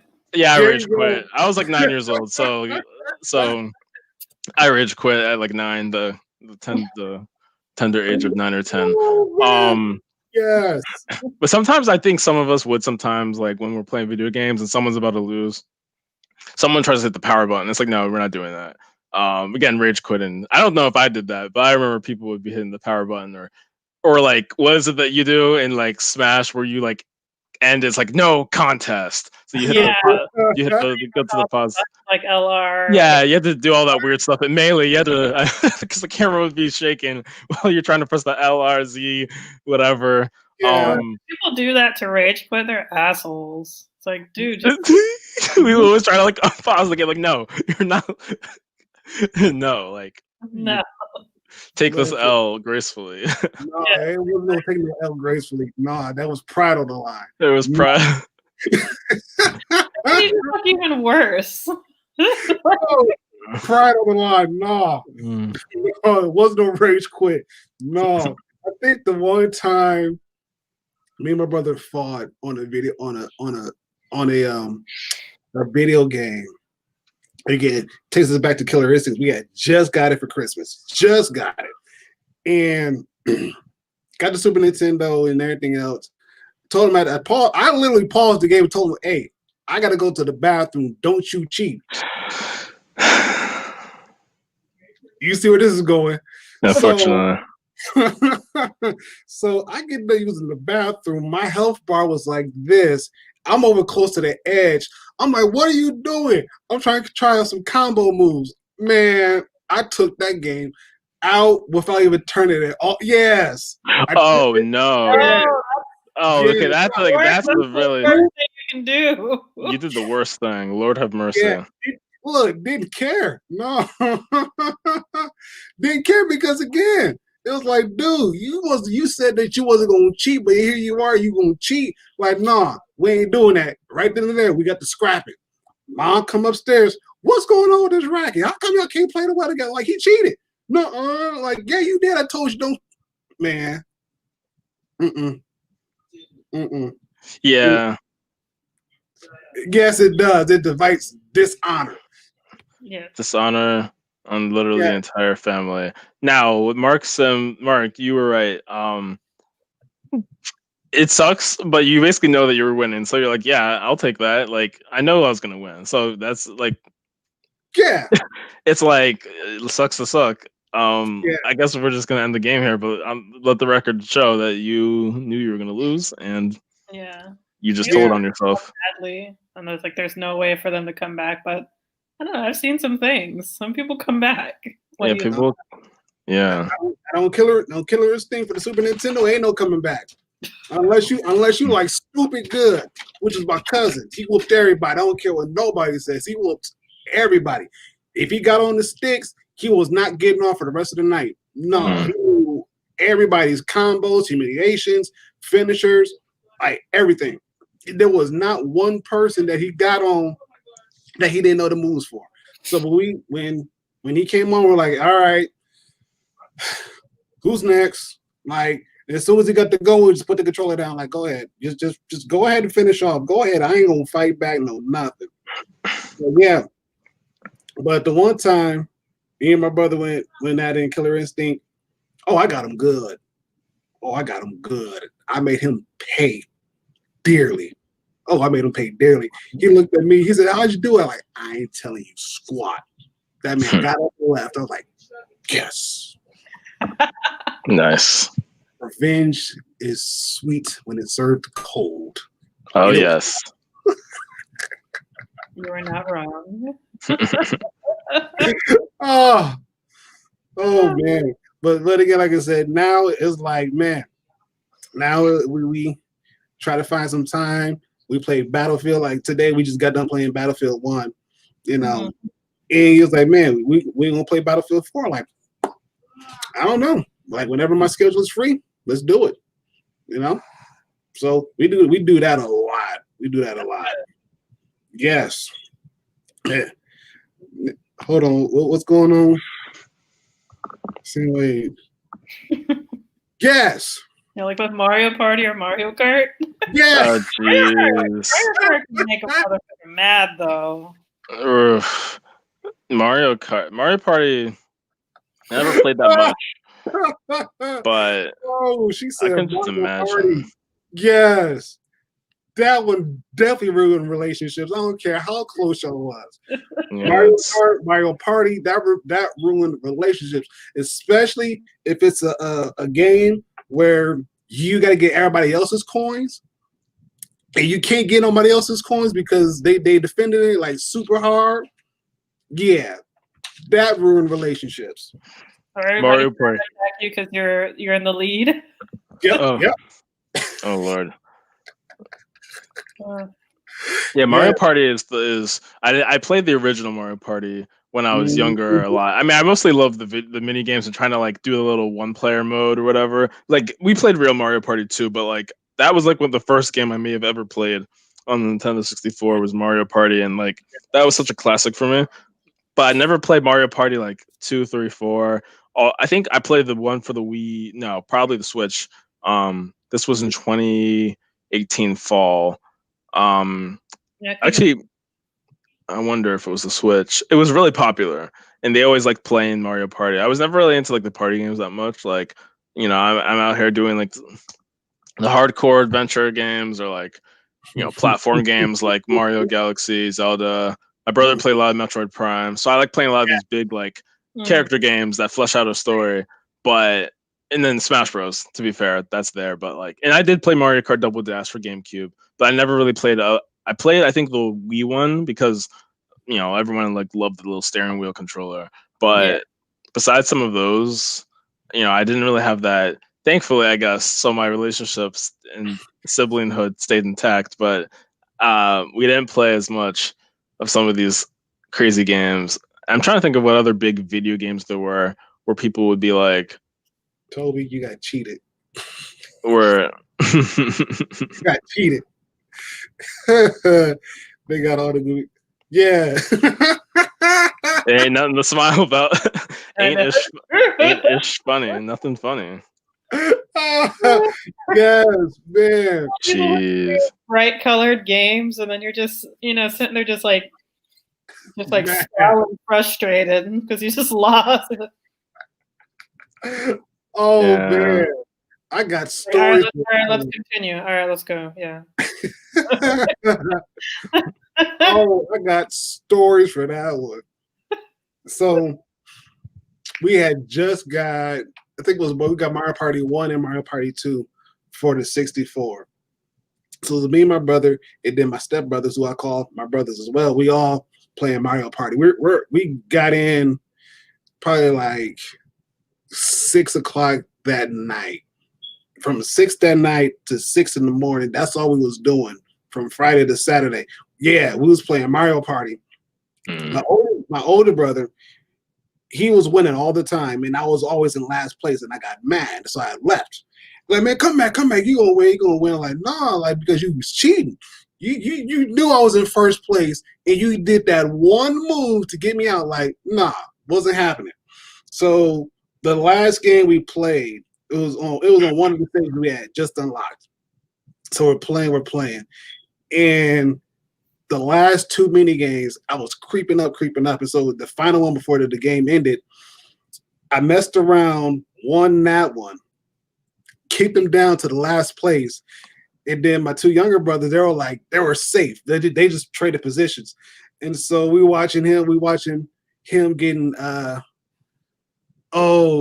getting tormented by Bowser with lava. Oh yeah, that was hilarious. I was so happy, like, yes. And I said, I'm done. I'm going to bed. I ain't playing no more Mario Party. I ain't playing no Mario Party. They're like, no, we got to play Super Smash Brothers. I'm like, no, because you be cheating on that one too. Nope. Oh, yeah. Oh, yeah.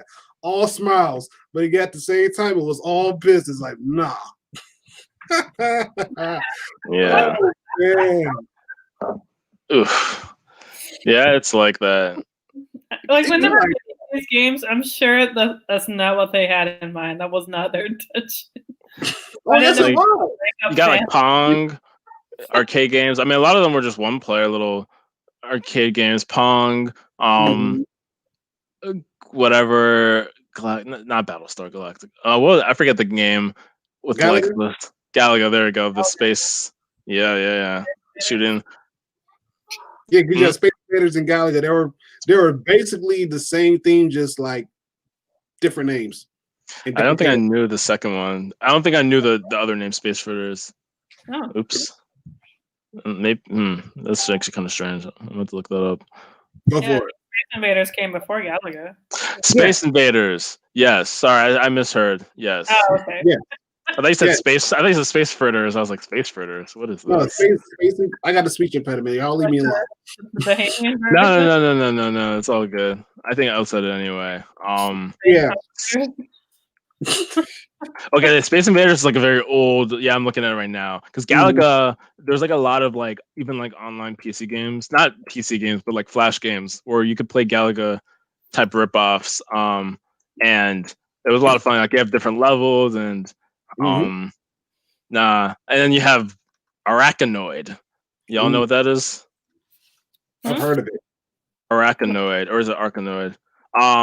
It's basically ball and paddle. Arkanoid.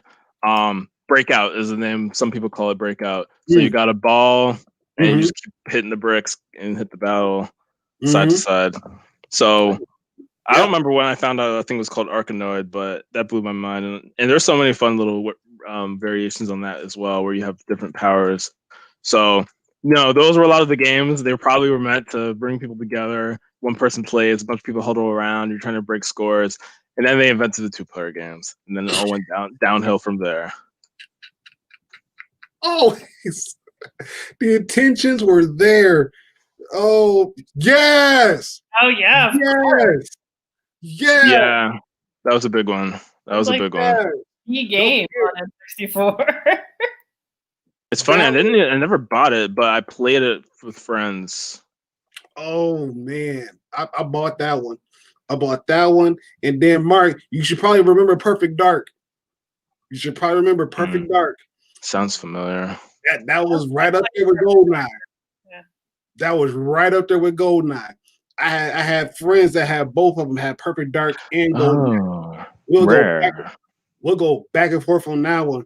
Man, wasn't GoldenEye technically rated M for mature, I think, and like everybody just had it. Yeah. Oh, was it GoldenEye mature? Oh yeah. 64. Because I was 9, like I was a little child. It looks like it had animated blood. It looks like it was rated teen. It looks like GoldenEye. 007. Yeah. Yep. Came out in 1997. Rare. Yep, it says rated 10. Oh, okay. Wow, Doom was rated mature, I'm pretty sure. Oh yeah, Doom. Yeah. That thing is wild. That game, I played it on the PS3, but like the original one, and I just no, like I was just trying, and it's just like I'm dying. I don't know what's happening. This game is not for me. You got to be invested in that thing because you just die, just straight up die everywhere. What in the world, man?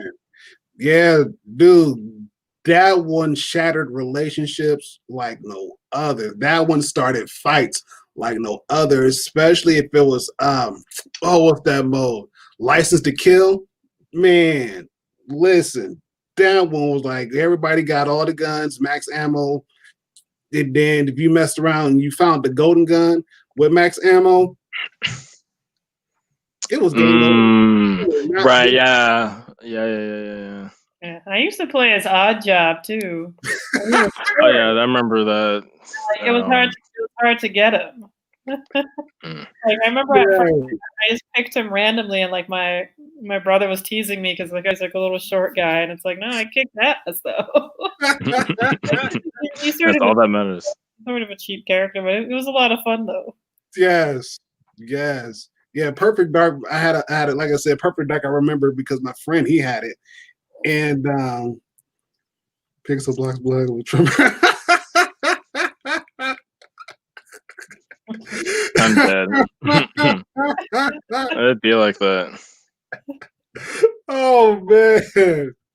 I don't even know if that was like, because like when I think back on video games, you know, like when I was a kid, you know, playing Tomb Raider on the computer and things like that, I don't know if it was like traumatizing to me because I don't know. I don't think so. It's just like, okay, this character has, you know, you shoot the wolf, it has blood, but it's like, I don't know. It's just shitty graphics. I know that Lara Croft had like a huge chest, but that never made me feel some type of way about my body because it was like freaking triangles. But I don't know. but like my nieces and nephews, you know, like my youngest nephew, he's like 8 or so. You know, if they're playing like M-rated games, like they look freaking real. Like they look real. Like that would be traumatizing, I think. Man, yeah. VR headset playing some. That's traumatizing. That's too realistic. Yes, agreed. Because now it's like your first person and your control of everything that goes on, every movement. Yeah, yeah. That'll do it. But maybe he's just gonna think of it like how I thought of Lara Croft, you know, back in the 90s. Just like, no, it's fake, clearly. It's till you hear him wake up in the middle of the night scream like, put that down. Like, what? Calm down, sir. It's not real. It's not real, Timmy. It's not real. It's only a dream. Oh man. Oh man. That was such a big part. It's crazy. And you know what? It's funny because I think it wasn't Thanksgiving. Oh, what was it? I think it was like Memorial Day. I think it was Memorial Day. Either Memorial Day or Labor Day.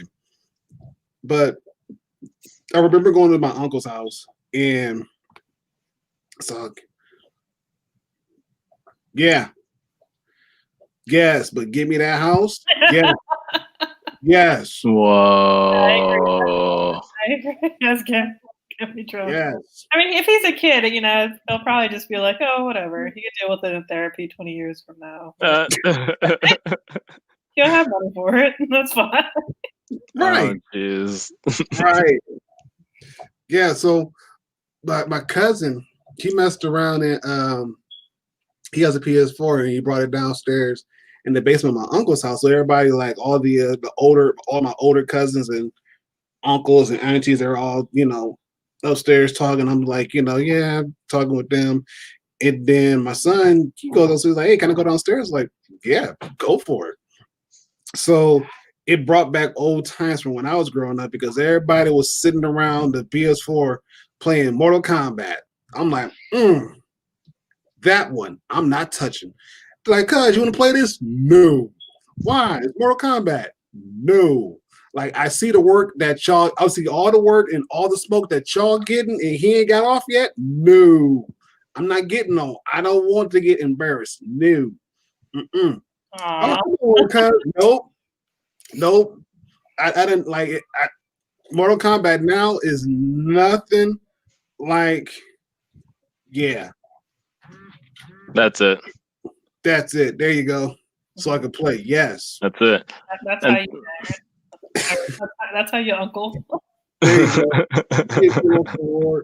But yeah, man, it was like I was like the Mortal Kombat got playing now is nothing like the Mortal Kombat I grew up playing. Like, what you mean? Like, some of y'all may not be old enough to remember, but you ask your cousin Chris, you know what I mean? You ask your brother Chris, he'll tell you, like, a lot of the Mortal Kombat games we came up on was on a Sega, the Mortal Kombat trilogy, where it had like 3 games in one, or three different Mortal Kombat games in one. And like, that's the one we grew up on, and that was kind of cool. It was cheesy. Had the guy in the corner that came out whenever you uppercutted somebody, they went through the roof. Like, yeah, that was funny because that means you did something. What a finish! That's pretty cool. Yeah.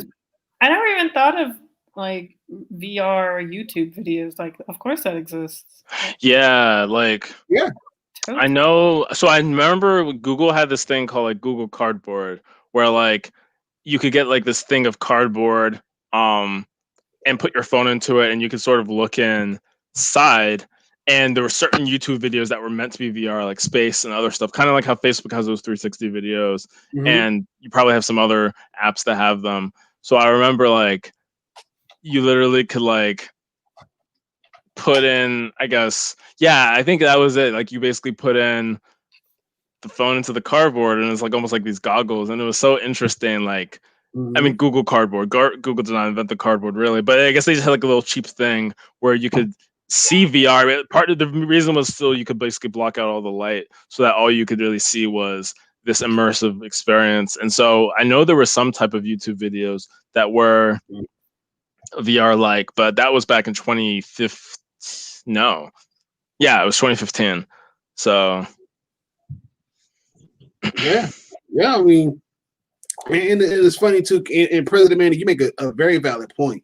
You know, I've met people who haven't played video games, they haven't gotten into it, but like the virtual reality, that one there is in itself is a game changer because there, I know with the NBA League Pass, if you had that at one point in time, what you're able to do is with the PlayStation VR and I think with the Xbox virtual headset that you could actually watch the game live while you're with the headset, so you move around and you can see the whole court, see the players and everything else. Like, yeah, it was very like as if you were actually there in the game. So you heard everything. You heard, like, you know, people, the cheers, you know, people getting dunked on and everything. Like you heard everything as if you were actually in the stadium until you took that off, and nah, you just chilling in your home. Like,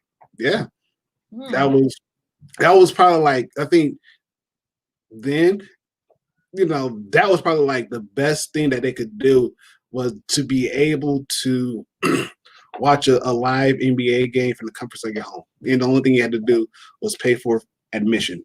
But other than that, you know, that was still it. And it's admission cheaper than an actual ticket. I don't know. I would hope so too. But then again, I mean, this is the NBA, so they will find some way to make some money out you. So, I mean, if a normal like good ticket costs, you know, like, I mean, like if it's like a court side, it'd probably be in the hundreds. But, you know, at least like $30. Like, I know that seems more on the cheap side, but you're not actually there though, and that's still kind of a high price. But because really, you're not there to see Like you don't feel the real life energy. Yeah, you can't smell it. You can't. Yeah, you can't. Yeah. Not yet. You don't feel it. You know. Not yet. Lord have mercy. The day that someone invents virtual, like they scan a room and they recreate the particles or whatever the heck. Man. I think it's very close, depending on, if you, they already have like those chairs in certain movie theaters where, like it does all the stuff. I have yet to go to one of those movie theaters, but I know of them. And so I'm sure there's going to be even more, there's probably going to be crazier chairs. There's going to be more other kinds of stuff. There's like that Virtuix Omni, or, you can like walk in place with a VR headset. So it's like a cool like treadmill type of VR thing. Like there's going to be stuff, especially with COVID and people probably not really going back to movie theaters. Yeah, my brother was saying how movie theaters are already on the decline. He was telling me this like a few days ago, and for like even 10 years now. And so this might help be the nail in the coffin, where streaming will just become the more regular thing, and drive-in theaters will become more popular. People like just have the movie on demand and can make the little home entertainment type stuff, or like cities will subsidize some kind of drive-in theaters.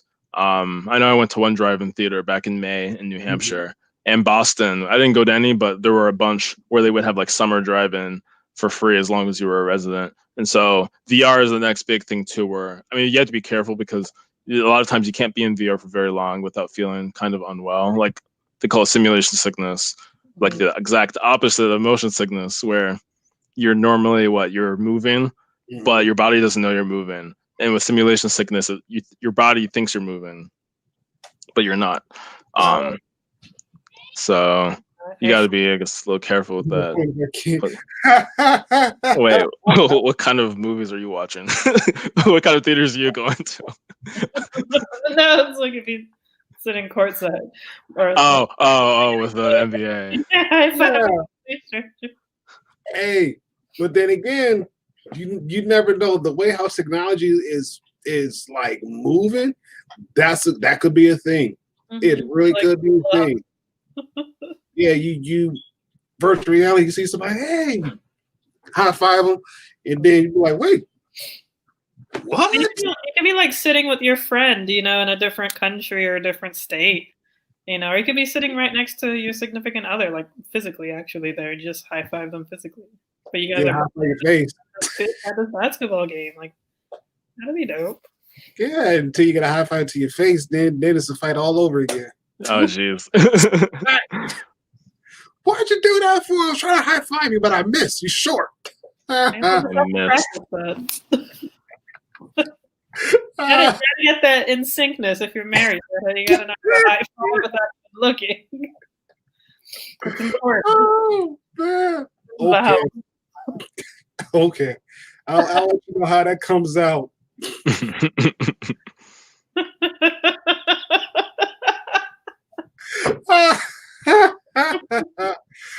Woo! Oh, that's hilarious, man. Oh, yes, Christmas is live and well, you guys. It is awesome to reminisce, and in this holiday season, we understand it's going to be different. Henceforth, why we laugh and we joke and we reminisce about the good things, because I know for many people, this holiday season is probably going to suck. We get it, but the three of us, including the chat, we hope that your holiday has been made a little bit more brighter, because, once this mess passes over, it's 2021. So we don't know what kind of crap show going to walk into in 2021.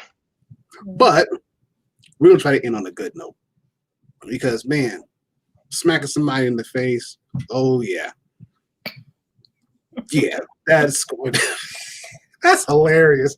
I'm not gonna stop thinking about that. Like, I'm gonna high five somebody, like high five to the face. Fist bump. Trying to get a fist bump. My bad. I was just trying to, hang it with the homies, and I just missed. We'll get better. Practice makes perfect. According to L, practice makes perfect. Exactly. Walking to work. Well, how come you got 2 black eyes? Don't ask. I was practicing with my spouse. Practicing what?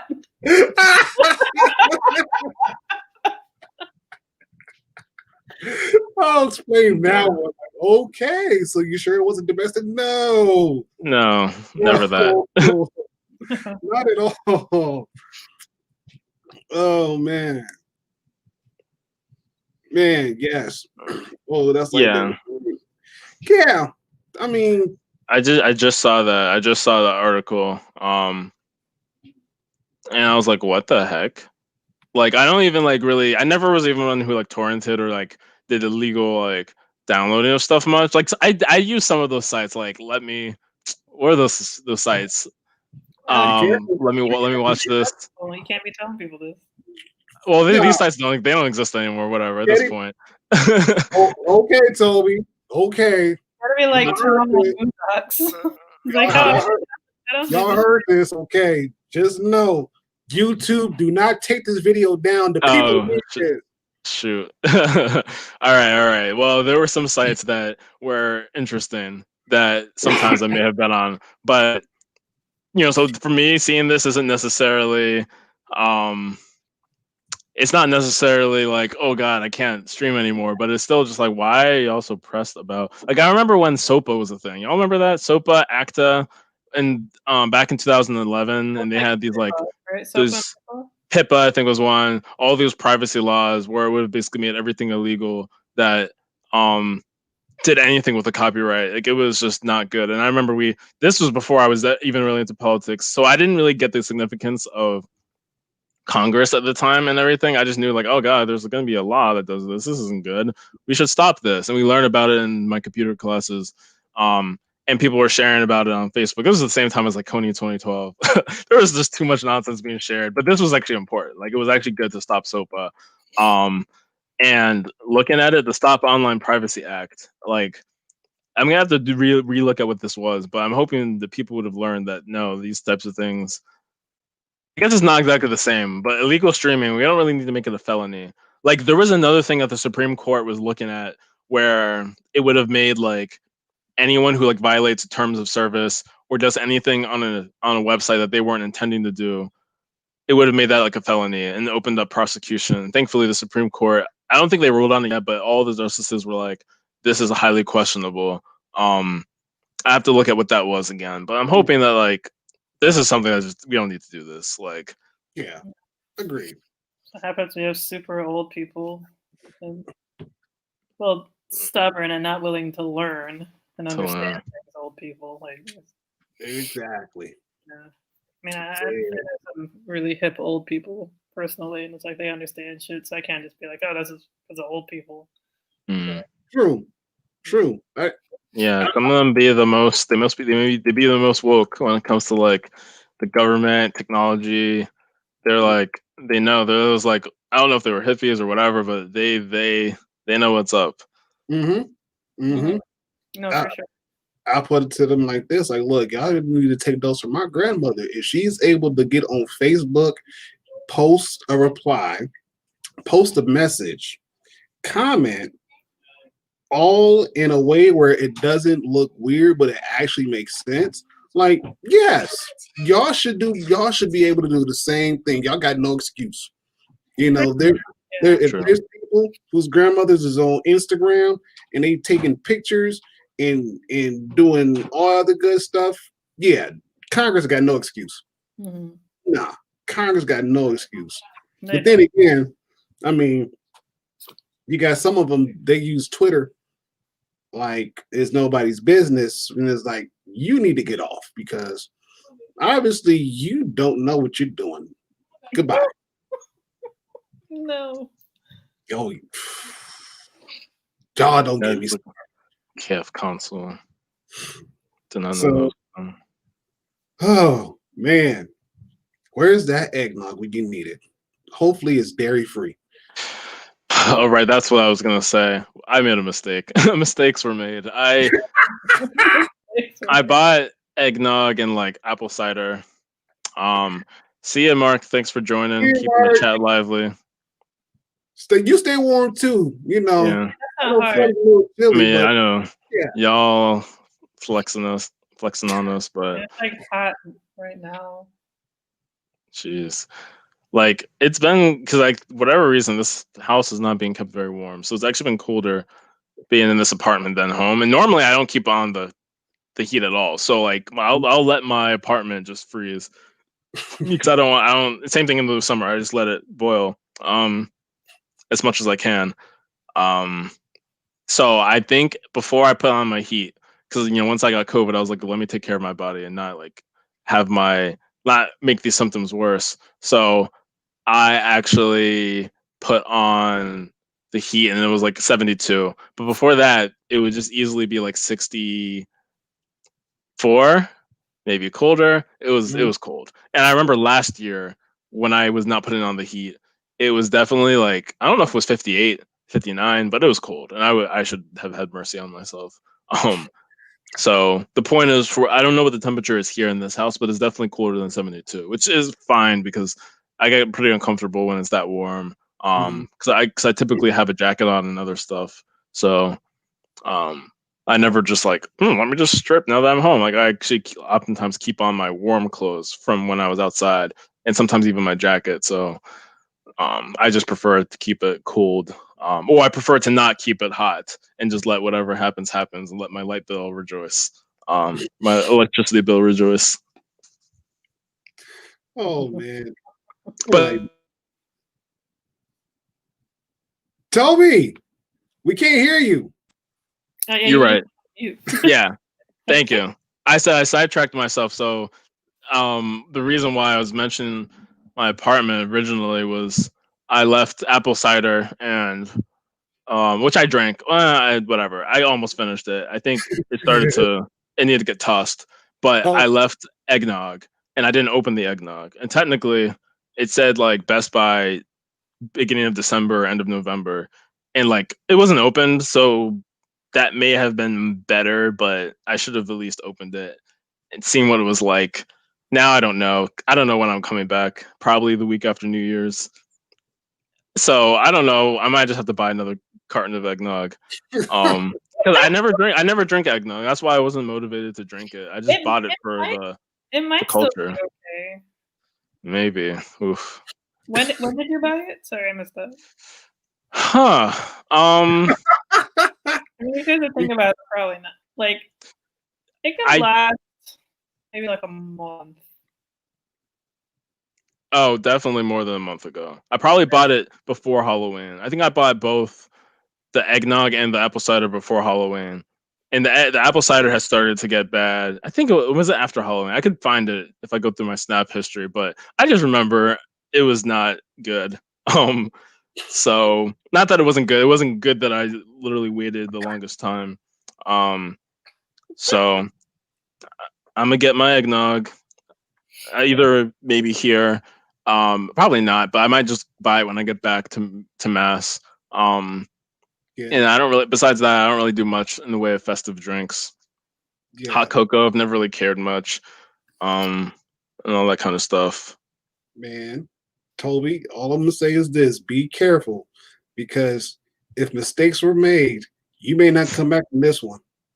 I mean, you might, but you gonna probably be a different looking Toby. Like I can't do this. Like Like, nah. Yeah, I already gotta be careful because I've already been pushing the limit. I've had food that kept meat in the fridge that should have been cooked, and I just kept it past that Best Buy. Didn't freeze it. Sometimes the ground turkey would have gone from red to like a grayish color, which apparently is not toxicity. It's more so just some oxidization, but still, you probably shouldn't be eating ground turkey 3 weeks after the Best Buy date. Ground turkey is actually one of the better things to do that for. Same with chicken. What you really don't want to do is pork. Pork is the one that you cannot, like, that will go bad so easily. And chicken, you have to be careful, but a lot of times I've been fine with like chicken breast. Just be reasonable. So the point is, I've had like close calls where nothing happened to me, but something probably should have happened to me. And so this might not be the time to test out how far can I go without basically dying from the food. Yeah, Toby. Yeah, that's ideal. Yeah. What are you not eating? Are you just not much of a eater, or you just? It's like I'll get food from other places, and so like the food that I buy in my head, I'm thinking of like, I'm gonna buy stuff, I'm gonna cook all the stuff, and then I lose all motivation to actually cook it or do anything with it. Thing. When I was living alone, I had the same lack of motivation because you'd go to work, you'd come home, it'd be kind of late. Yeah. Sometimes you'd probably go somewhere after work, like coworkers, you just grab a drink or go somewhere by yourself, and then exactly. it's hard. It's hard to just when it's just you. It's hard. That's exactly it. And that's exactly the situation is I do live alone. And now that I'm home. Oh yeah. Yeah. That honestly might be oh Lord have mercy. I'm looking at this. No. September 21st. What? According to it's probably not gonna show up very well. I was just like, 'tis the season. September 21st, 9:58. It's Hood. Yeah, I know, Hood. And with a name like Hood, Lord knows what anyway, let me not. I'm not here to be anti-black or anti. Oh, okay. We got Hood eggnog. All right. Yeah. No, get rid of that. Rum or brandy, or putting like Hennessy in that? Like what's some Hood eggnog? Yeah, the Hennessy is really what it is. Henny. That's like what's that thing? The horchata or horchata, horchata. I think with the milky type, because low key it tastes a little like eggnog. But like I know I had some friends who were Puerto Rican or from different areas where they would spike it basically, and they're like, you got to try that horchata with rum and whatever. Yeah, Hood is from, because I used to live in upstate New York. And I think I do remember the Hood brand for some other items. I think eggs were some of them, and I never really had them much. So looks like I'm gonna have to buy a new one then when I go back. Or I can open it and let y'all know the result if I'm still here. No, please. No. We're not those kinds of people, Toby. We're too old for that. You said what? We're not those kinds of people, Toby. We're too old for that. We're too old for that. I don't know. Never mind. I ain't gonna go. Nope. I'm not even gonna go there. Not for someone we know. Like, I'd watch a random person on YouTube do that. Sure, why not? Oh! I wasn't thinking of like those challenges or those videos where people would just like eat a ton of hot sauce or eat like they would do the milk challenge gallon. No, never. Like I never do it for like, let me just see what happens and then make a video for the clout. It's more of like sunk cost. I bought this thing and I'm using it even if it kills me. Mistakes were made. Yeah, mistakes were made. I was rushing so much to get home, I forgot to at least open it. Now, granted, even if I opened it last week, I probably was still too late. It was like 3 months, but 3 months is better than 3 months and like 5 weeks or 3 weeks. I don't know, Toby. I don't know. I'm not gonna do it. I'll open it and see what it smells like, and that's it. I'll just buy it. No, get rid of it when you get home. Don't open it. Don't even crack the seal. Do not pass go. Do not collect $200. Don't collect that. No, just throw it away. Do not collect 600. Nah, you ain't collecting that either. No, give that back. Like, nah, take that back. Oh my gosh. So now we're talking about and everything else, and of course, holiday season. And Mark left, but he gonna catch this on the rerun. So let's talk about this thing real quick. So Trump vetoed the bill and is asking Congress to do more. And obviously people on Twitter and social media that said that, he said, 2 stacks.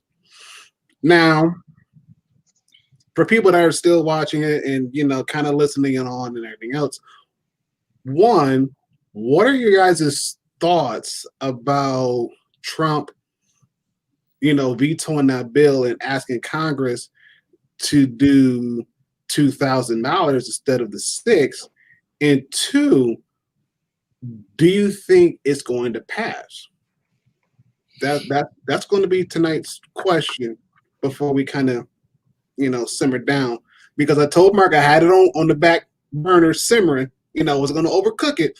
So putting on the main flame, heating it up. So let's discuss about this one for what, 5-10 minutes and see where it's at. Like, $2,000. Trump said the 600 was a slap in the face to ordinary Americans that they need more. He said Congress should do $2,000. Of course, Nancy Pelosi, she trying to get clout and everything else, and says yes, let's do for 2,000. Again, do you think it's going to happen? And what do you guys think about that price tag of it being $2,000 instead of the $600? So I don't know if it was an actual veto, but he basically just said like, "Oh, this is a disgrace," yada yada, and people are wondering, well, what actually is going to happen with the final outcome? Because he could say all these different things, but apparently it's not veto proof. I mean, it's a calculation. It's a bit of a calculation where he's banking on, I guess, like Republicans are not going to vote against him, right? They're not going to necessarily vote against that.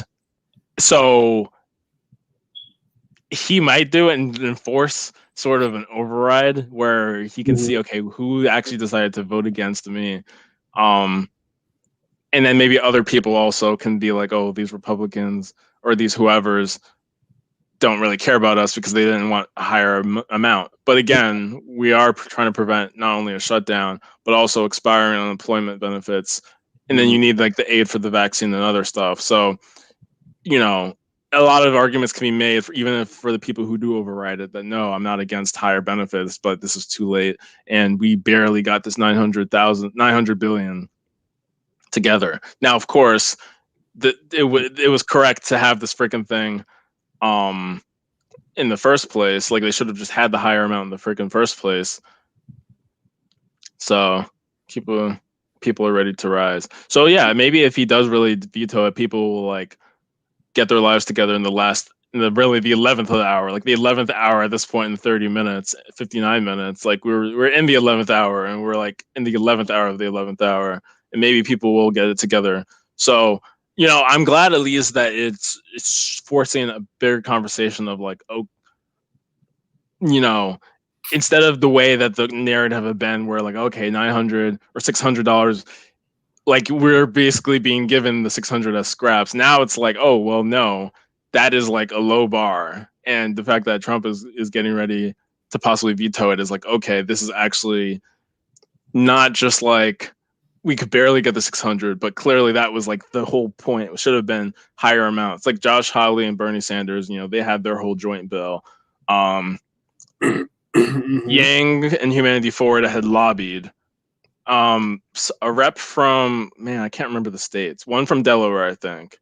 I forgot her name, and then a guy from West Virginia. And so those were also big because theirs was the only standalone. Well, Holly and Bernie had a standalone bill, but within the House, with Yang's lobbying and the Humanity Forward had gotten the bipartisan efforts there, which was really good.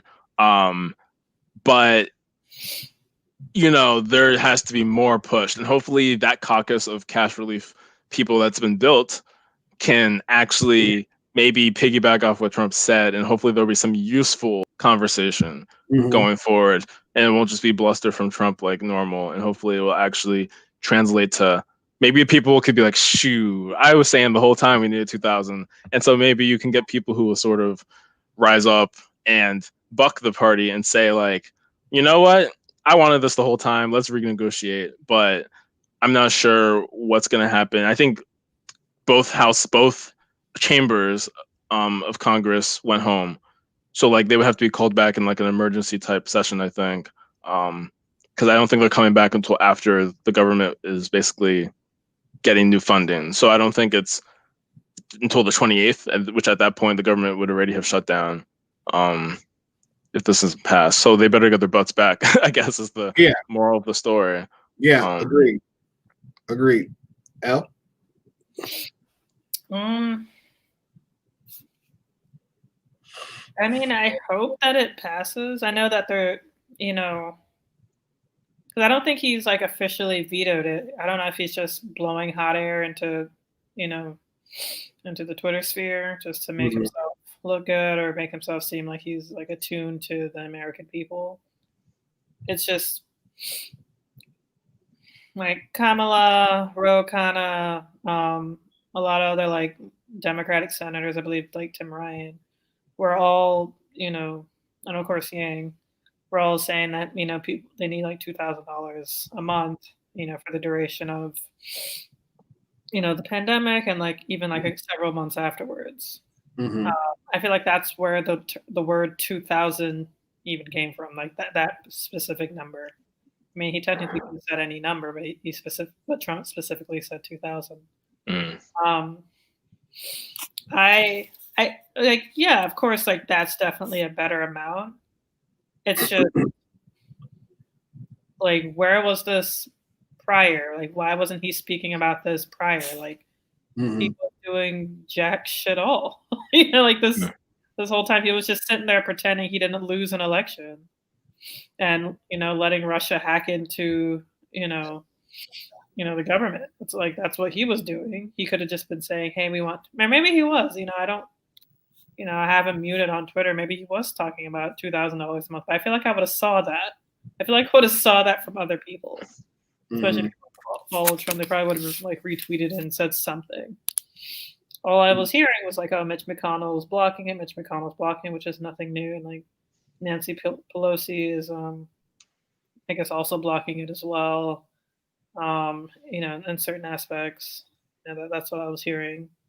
But this whole entire time, Trump could have tweeted out, used that same Twitter energy and tweeted out that that he's for $2,000, I guess this one time or something like that. Like, I don't know.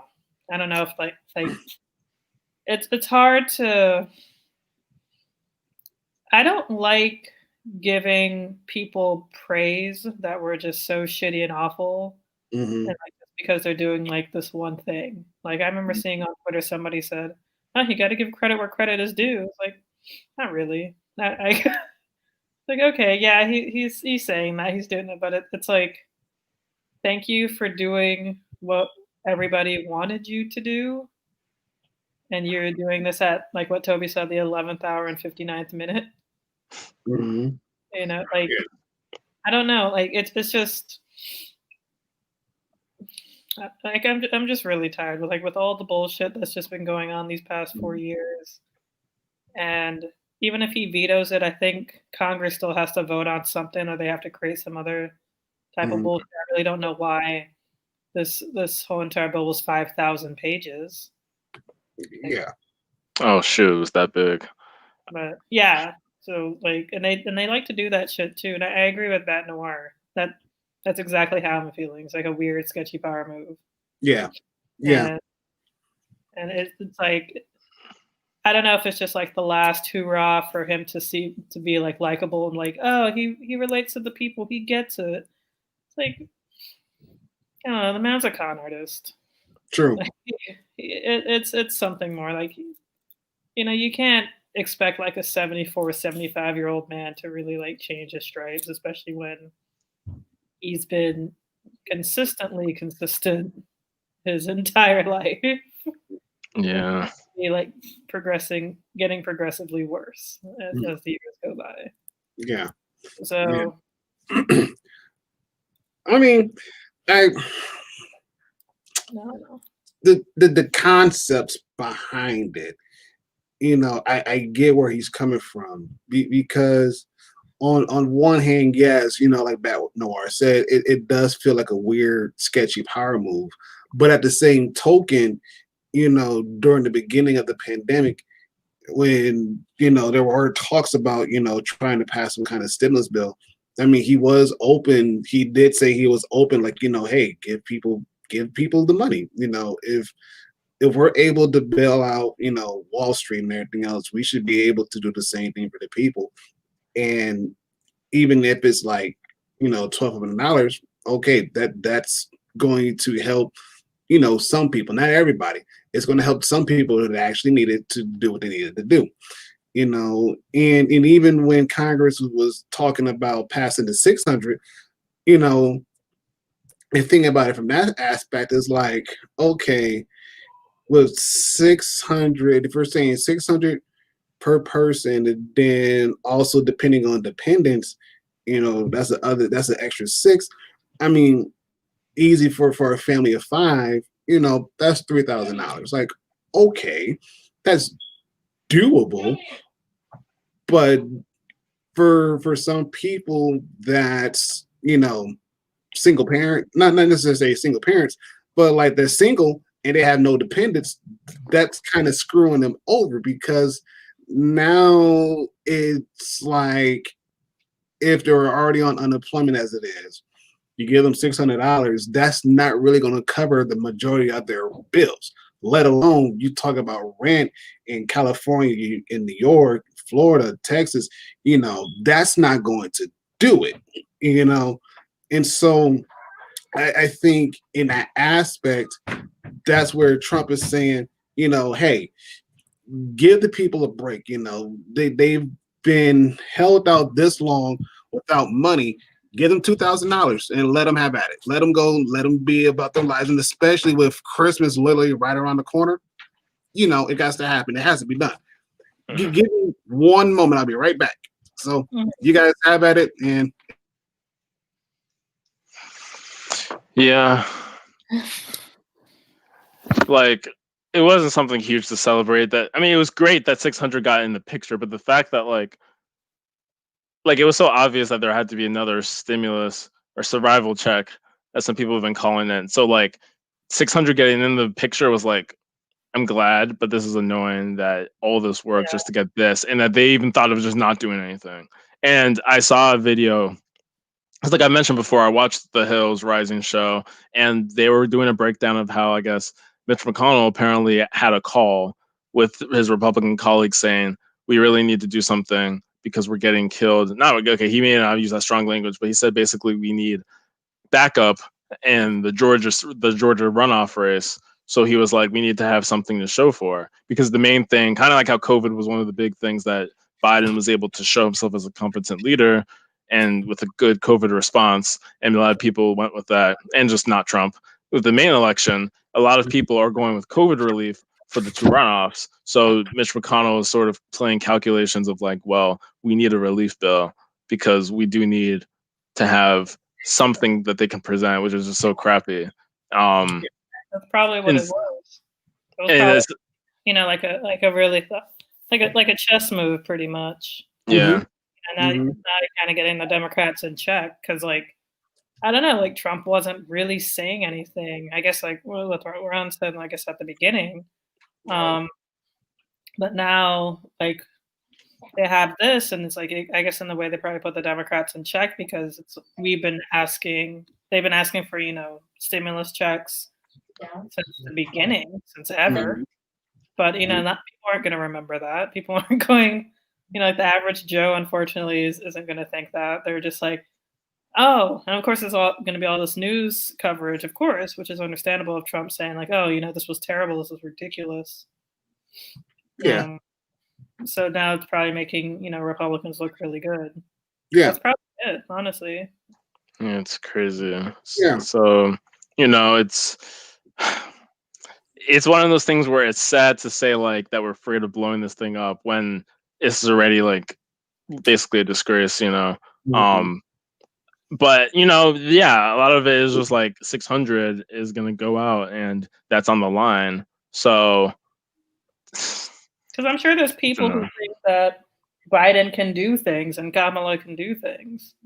Like, I still I see memes on Twitter of people like sharing some. Hey, you the one thing you had to go. You brought it up early in the show. I left the pot on simmer. I told you I left the pot on simmer. I brought it back to the main. He's not. He's saying good night. You know what, Mark? Good night. Merry Christmas. Happy New Year's. And all of the good jazz. Catch the rerun. But I just lost my train of thought. What was I? You were you were yeah. So like people like I see people on Twitter make saying memes like, oh, Obama's sharing his Spotify list or something, and then people like, oh, feed me, give me money, please, I'm dying of hunger. It was some meme. I'm like, Obama, he's doing as much as he can do. Mm-hmm. He's not some he's not some omnipresent being, some demigod. He's just an ex-president. Yeah, he's that's what I'm saying in the world. Yeah. That was just the stupidest thing. Mm-hmm. And it's so annoying when you hear people shitting on Biden. He's not even in office yet. People shitting on Kamala. She's not even in office yet. It's right. What they're doing is kind of as much as they can do. John Ossoff, I see him on Twitter. He's speaking about giving people money all the time. Mm-hmm. Reverend Ralph Warnock, I'm sure, is doing the same thing. If I recall correctly, he doesn't really show up on my feed much, but no, he's doing that, and also he's pretty much helping getting out the vote in that area, so that he can be able to be part of that team to go ahead and get that cash relief out, because both of them understand that people need money. Most legislatures that are under the age of 60, that's kind of looking at everything that's going on, they understand people need money. And if you expect them to live life without money, then you're stupid. You're not in tune to what's going on. And especially if you're supposed to be their representative and you're supposed to represent the people that voted for you in office in the first place, you probably want to pay attention to them, because if those said people were able to think clearly and actually think about what they need and press their representatives to get stuff passed, and if that representative doesn't, they can say, hey, you were supposed to do this, and this, and you failed on every attempt. We want you out because clearly you're not fit enough to do your job. Go. We'll get somebody else who can do a better job. And get stuff done, and it's taking Congress 6 months, 7 months, 8 months to finally pass another relief bill, and the best that they could do is $600 when they were easily able to do $1,200 per person, going off of taxes. It's come on. Now, here it is, last month of the year. Okay. More and more people are filing for unemployment versus working, and in most states, the unemployment benefits is slowly but surely wrapping up, or if not drying out, meaning that if there's nothing else put on the table as far as benefits go, then those people probably won't have anything to put on the table as far as their families go. And so it's you got to do something. And that $600, that's not going to do it. Like I said before, you look at places like California, Florida, Texas, where the cost of living is kind of high. you know, $600 is nothing. That's not going to cover people's rent. We'll just put it like that. $600 is not going to cover nobody's rent.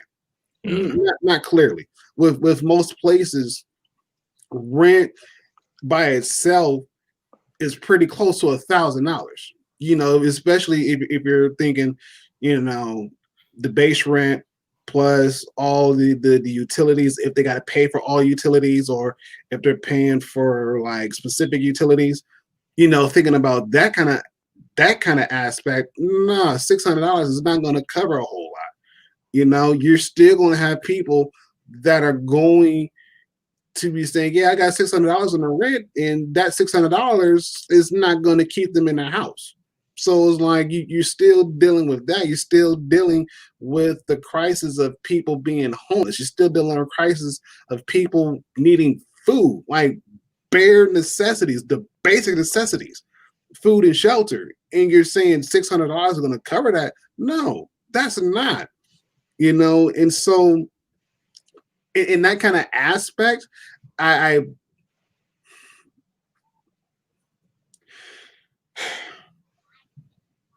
grateful, and I'm saying this with very much leniency, very much. I'm grateful that Trump said something to the extent of saying that you're not going to lowball these people no longer. Go back to the drawing board and try it again. Even if it is like his last attempt of trying to do or trying to flex some kind of power move and everything else, you know, okay, cool. You should have did that like, you know, months prior. Mm-hmm. You know, you should have did that months prior rather than, you know, you're on your last leg, you're leaving out of office and you want to leave a bang. You could have done that months prior if you were really thinking about it.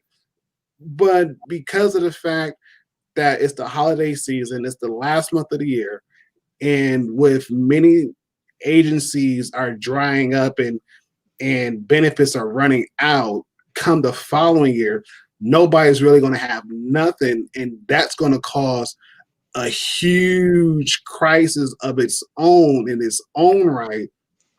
You know, you're gonna have to flex. And so, like I said, I'm grateful, but I say that with very much leniency with that, because I don't have any other word to say in response to what Trump is saying.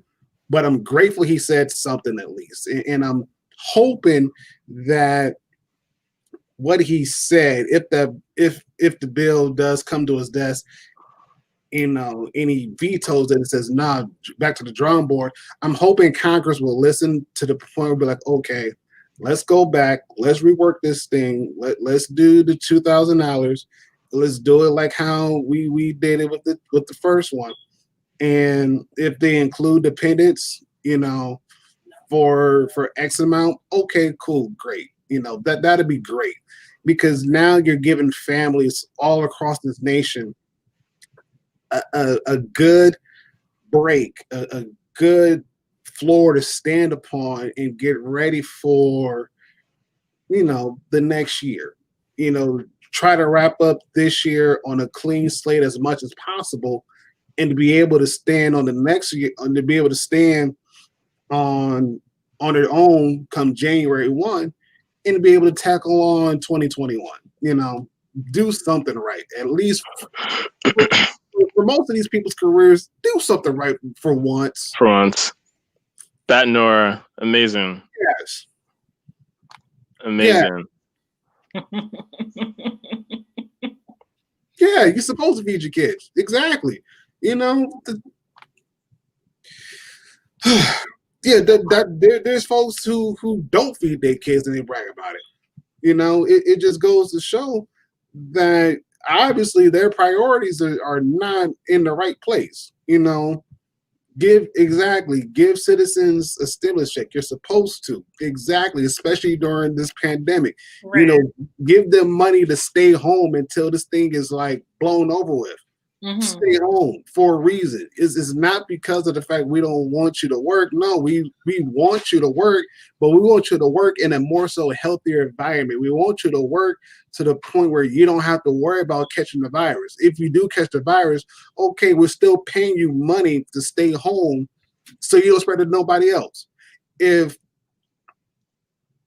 we put up a chart, and this has been floating around on Twitter, on Facebook, on Snapchat, of all the developed countries that got hit hard in what they've done and how much money they put out. And you come to the United States, we're like dead last with only $600. That was $1,200. Excuse me, $1,200. That was only supposed to last up until when the rest of the year, and that was gone within. We'll call it like a month, 2 months time. Yeah, that's a sad statement. Clearly, it's a sad statement. And so, hopefully, as Toby has said, it's the 11th hour. We got 15 minutes until 16 minutes if people technical want to get technical. 15, 16 minutes for Congress to figure out what they're going to do. And do what Bat Noir said, give people money. You're supposed to do that. That's your job. You should do that. And realize that not only did you save Christmas, but you've done saved millions upon millions upon millions of families everywhere that, are trying to do their best. And do something right. I mean, whoa. Yeah. See, I heard that a lot of these European countries and Canada, I think has their own 2K program. I didn't realize that this was so normal. Like, I haven't actually looked in depth at the recurring cash payments in other countries, but that's unfortunate that even with that, it's not enough. But it's survival, It's enough for them to survive, and we can't even do the basic survival. Yes, agreed. And I'm thinking this is what Congress is failing to realize, that people are trying to survive. Like, at the end of the day, when Christmas, yes, it's lighthearted. We laugh, we joke. And at the end of the day, people understand once Christmas is done and over with the harsh realities, we still need money to survive. And that's what Congress has failed to understand, that people just need money to survive. Yes, they have bills, and yes, some people are still working, and some people they're able to do their jobs just fine. And then you have other families where you got one person working or both of them not working, and the only thing they're trying to do is survive. That's it. At the end of the day, most people, all the thing they want to do is just survive, and to be able to do what is necessary for their families. And this is true too. Here over here, they're not necessarily advertising, but they're reporting that there's an increase of residents going to the food bank. Well, why else? The government has failed the citizens. Clearly, the government that was supposed to help the citizens out in the time of need, they failed to do that. And so now you see the citizens, they're doing the best that they can by relying on these agencies that are honestly nonprofit, working on grants to help meet the needs, help meet the needs, because government has failed to do its job at the end of the day. And there's no telling how long those agencies are able to keep that money for, because I know, mini blackout. We're back. and once those agencies run out of money, they're screwed now. And so now it's like, I can't help you. We don't have money. Now they're having to force people to turn away because they don't have the means to help other people, and it's sad. We're in this overly rich and empowering country, but yet the citizens are still lacking. That's kind of backwards, if you ask me. Oh, no way. I remember when you can do the smile.amazon.com, and I've been doing like Pencils for Change or something that provides education to low-income countries. But what Humanity Forward? I actually made a fundraiser.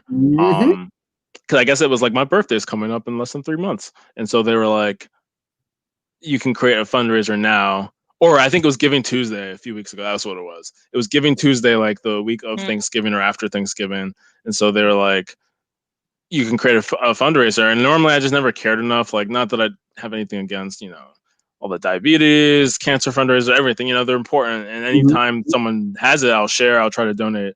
But I was like, what would I dedicate to myself? I just don't have something. And then Humanity Forward, I was like, wait a second. So I actually created a Humanity Forward one. So on Facebook, even if y'all have that, you can create like a birthday fundraiser. I know, Elle, you use your virality and you use that viral tweet to plug it, which I thought was cool. And so I do think Humanity Forward, making that like a normal mainstream thing that people will see, will help a lot more of these conversations. Because one thing that if you guys donate to Humanity Forward at all, you guys can get invites, kind of like when the Yang campaign would sometimes have invites to supporters to speak with different people on the staff, like Carly, even though she fundraises, so it makes sense that she was out here calling people. But Humanity Forward has similar links where they'll like let you participate on these Zoom calls with leadership of Humanity Forward. So you always see Yang, Zach, Erica, and I forgot the other guy's name, but he's like a powerhouse who worked on the Beto 2018 campaign. He worked on another campaign. He's worked on some, I think he probably worked on Obama 2008, 2012. So he is a powerhouse, and he knows a lot of institutional knowledge.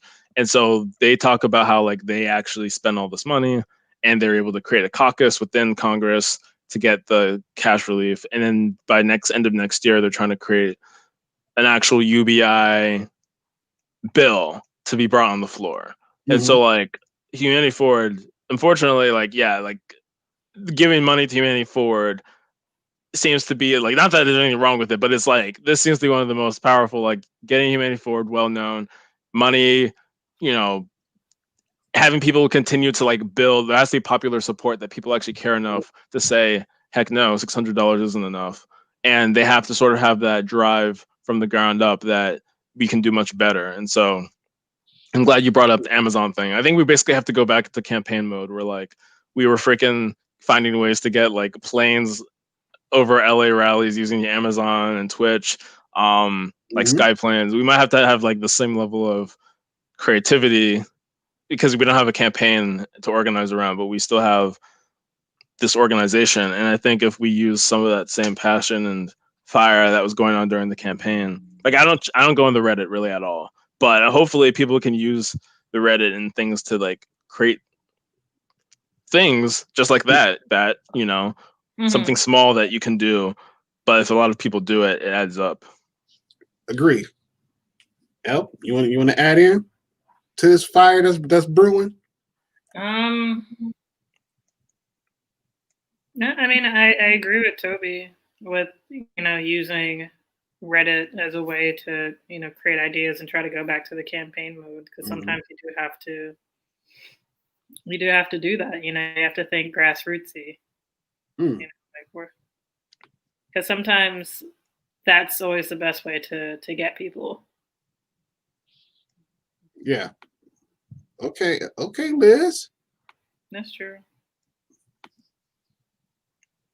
Yeah, it's all like a game of calculations. And like, surprisingly, this time, it wasn't the Democrats scheming. Like there was the whole thing with, the House leadership, really Pelosi, and like possibly like it was suspected, but I think confirmed a few weeks ago that it was like they essentially didn't want to, not just because of the ideological differences, but they didn't want that 1.8 trillion bill to be signed back in like October, partially because Trump may have gotten credit. And now it seems to be Mitch who actually is doing the calculus this time, which is funny because Mitch really was like on the backseat of negotiations back before it was Trump tweeting everything and anything while on drugs in the hospital. And then Nancy Pelosi was on TV defending her decision. But see you, Bat. See you, Bat. See you, Bat. We appreciate the bad jokes. Always. So now we're gonna see what kind of politicking and game plan is gonna happen. It sucks. It's actually horrible. Like, this is the state of things. But I guess you have to use that system to your advantage in some way. Agreed. All right. So before we jump off and in this lovely stream with colorfuls and whatnots, any final thoughts? Mary and stuff laters. Yes, Mary and stuff laters. Any final thoughts before we end? I think we're creeping up towards our 3-hour mark. Oh, yeah. The vote is scheduled on Thursday. Wait a second. Supposedly the vote on is that for when Trump would possibly, because I thought the main vote already got approved. Mm-hmm. Unless this is for Trump when it would come on his desk. Right. I mean, it's supposedly the vote in schedule on Thursday, according to CNN. Right. Well, if it's supposed, because the last few articles that I've read over this week, it showed that it passed, the current bill passed in the House almost unanimously, and then it passed Senate very unanimously, and it's supposed to arrive on Trump's desk. However, with whatever's going on, Trump said that, oh, they already got the paper. They have the paperwork drawn up already. AOC tweeted out, right? Now, it depends, because if it's for the 2000, then that's going to be a totally different story. Totally different story, totally different ballgame. I don't think it is, because Trump literally just announced this whole 2000 thing like right before we went on the stream. Right. And so,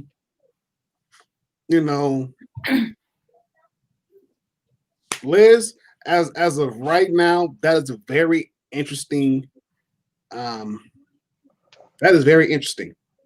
That is something that we should definitely look up on and keep on task, because that's very interesting. It's very interesting, and especially how fast these developments are coming out and whatnot.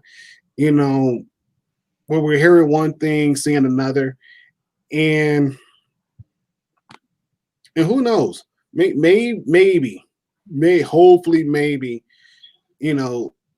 AOC is doing something to the point where she is trying to help get that turnaround and maybe do something about it. I hope so. And again, like I said, this is something that we gotta kind of, keep our eye on. Let's see.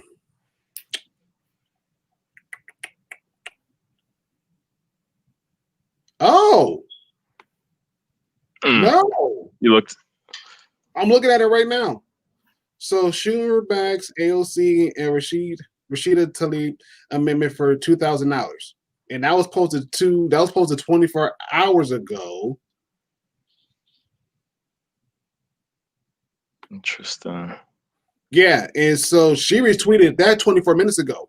So that's interesting. If they went ahead and did the amendment for it 2 hours ago for the $2,000, that could be a huge game changer.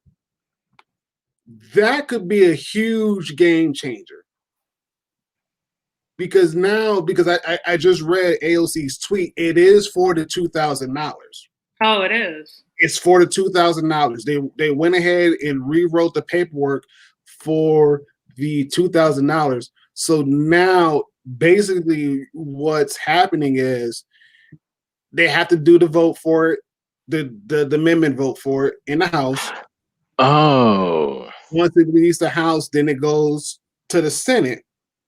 And so hopefully within that time frame, where if Liz is correct, then Thursday, that should be the time or the day where if both houses can get everything done and completed by Thursday, that'll be great. Like the House of Representatives and the Senate, they can vote on it, get it passed through, and hopefully Trump signs off on it that Thursday or Friday. You know, money on Christmas. I don't know, because they're slow footing it. But if they're gonna, like Toby said, if they're working around the clock for it and on it, I'm pretty sure that's what they're gonna try to do. Hopefully, get it done by Christmas. But I mean, Christmas is Friday. Yeah, exactly. And we're pretty much in Wednesday, right? In a minute. Yeah. And so if anything, probably looking at sometime next week, even that first full week of January, that most Americans will be getting that money. But, you know, we'll see. Mm-hmm. This is a development. Thank you, Liz, for putting that on our radar. Like, yeah, for sure. Thank you. Yeah, I'm gonna look at it again. So yeah, that's really good. Thank you for bringing that up. I think even looking at another, I remember the thing that Pelosi had said where she was like, Trump never really agreed to a specific amount, and she said that she would be fine. Yeah, okay. See, I didn't connect that Pelosi's tweet was actually saying that was $2,000 for. I didn't realize that Pelosi's tweet was basically like an amendment, essentially, that the proposal. So that's actually very interesting that they basically are about to put that on the floor. But the Senate Republicans are already starting to like say screw Trump. I mean, in a way. So Trump already sort of blasted a lot of the Republicans. He started to saying that, I don't know, like it'll just be interesting if like, because the House could pass that $2,000, but then like, what the heck is going to happen in the Senate? It is going to be kind of a mess. Because a lot of the senators and the GOP people were like so against it, you know. Yeah. So that's interesting. Where if they're like, "Oh, Trump says it's good. Okay, I'm so for it now." Yeah. You know, and again, the way how I look at it like this, if let's look at it like this, if Trump has his power and his pull where he was able to pull not only the House Republicans and the Senate Republicans to go on this whole suit spree in the battleground states, but also had enough power to pull some Democrats in both the House and the Senate to follow suit as well. I'm pretty sure he has that same pull or that same kind of power to be like, you know, hey, people need money. Give them, let's do $2,000. What do you say? You know, it will probably just go to show that there is maybe a little bit of clout left in him, that he still does have some kind of power in both houses to kind of get people on his side to, like, you know, okay, let's go ahead and let's vote for it. Let's get this thing passed. You know, Trump's right, you know, for once about something. Let's do it. You know, it'll be really interesting to see, really interesting to watch, you know, and definitely will keep. And again, this is true too. But Trump may have complicated that for him too. Yeah, this is true. This is so true. So I look at it like this. It's like a dual-edged sword. It's like, yes, it could very well help him for sure, but at the same time, it could very well hurt him too. So you got both of those options still laid out on the table. Both of them still laid out on the table. And stay camera. And what we can suggest, or not necessarily suggest, I wouldn't even say we. What I think, my unsolicited opinion, what I think could happen, might happen, is if this thing does get passed and he does sign off of it, he may have people come in and ask him, well, if you were able to do it now, how come you weren't able to do that months prior and have it come as a recurring cash payment like people have been suggesting all these months ago, especially, when you had senators from both Democrats and Republicans that were both saying, hey, I'm all for giving people $2,000. Let's do it. Let's make it a reoccurring thing. How come you're voting on it now and giving the okay on it now versus doing that again months prior? So you're going to have that over. And not only, and I'll take it a step further. Not only will you have that cloud hanging over Trump, but now you have that cloud hanging over the House and the Senate, knowing equally they both could have done something about this months prior, but waited until literally almost like last minute to do something about it. So it's really interesting to see how this thing is going to play out. It is. So, Liz, thank you for the final thoughts. Mm-hmm. I think everybody else, final thoughts. About it? Yeah, that's about it for me. All right. Liz, we appreciate you. Yeah. Chat, we appreciate you so much for stopping by, and hopefully we done made your Christmas week that much more enjoyable with laughter. Yeah. Also, we done talked about some money, because I know a bunch of y'all already probably spent out some money, whether it was on gifts or food or both, or even just paying old bills, and you just need some money just to kind of hold you over. We get it. So hopefully we done helped you kind of make this smooth transition really good. We will catch you guys next week, Tuesday, if I'm thinking that correctly. Next week, Tuesday. And we're going to help you bring in the new year in style. So this is MCOY. We are signing out until next week. Peace. Peace out.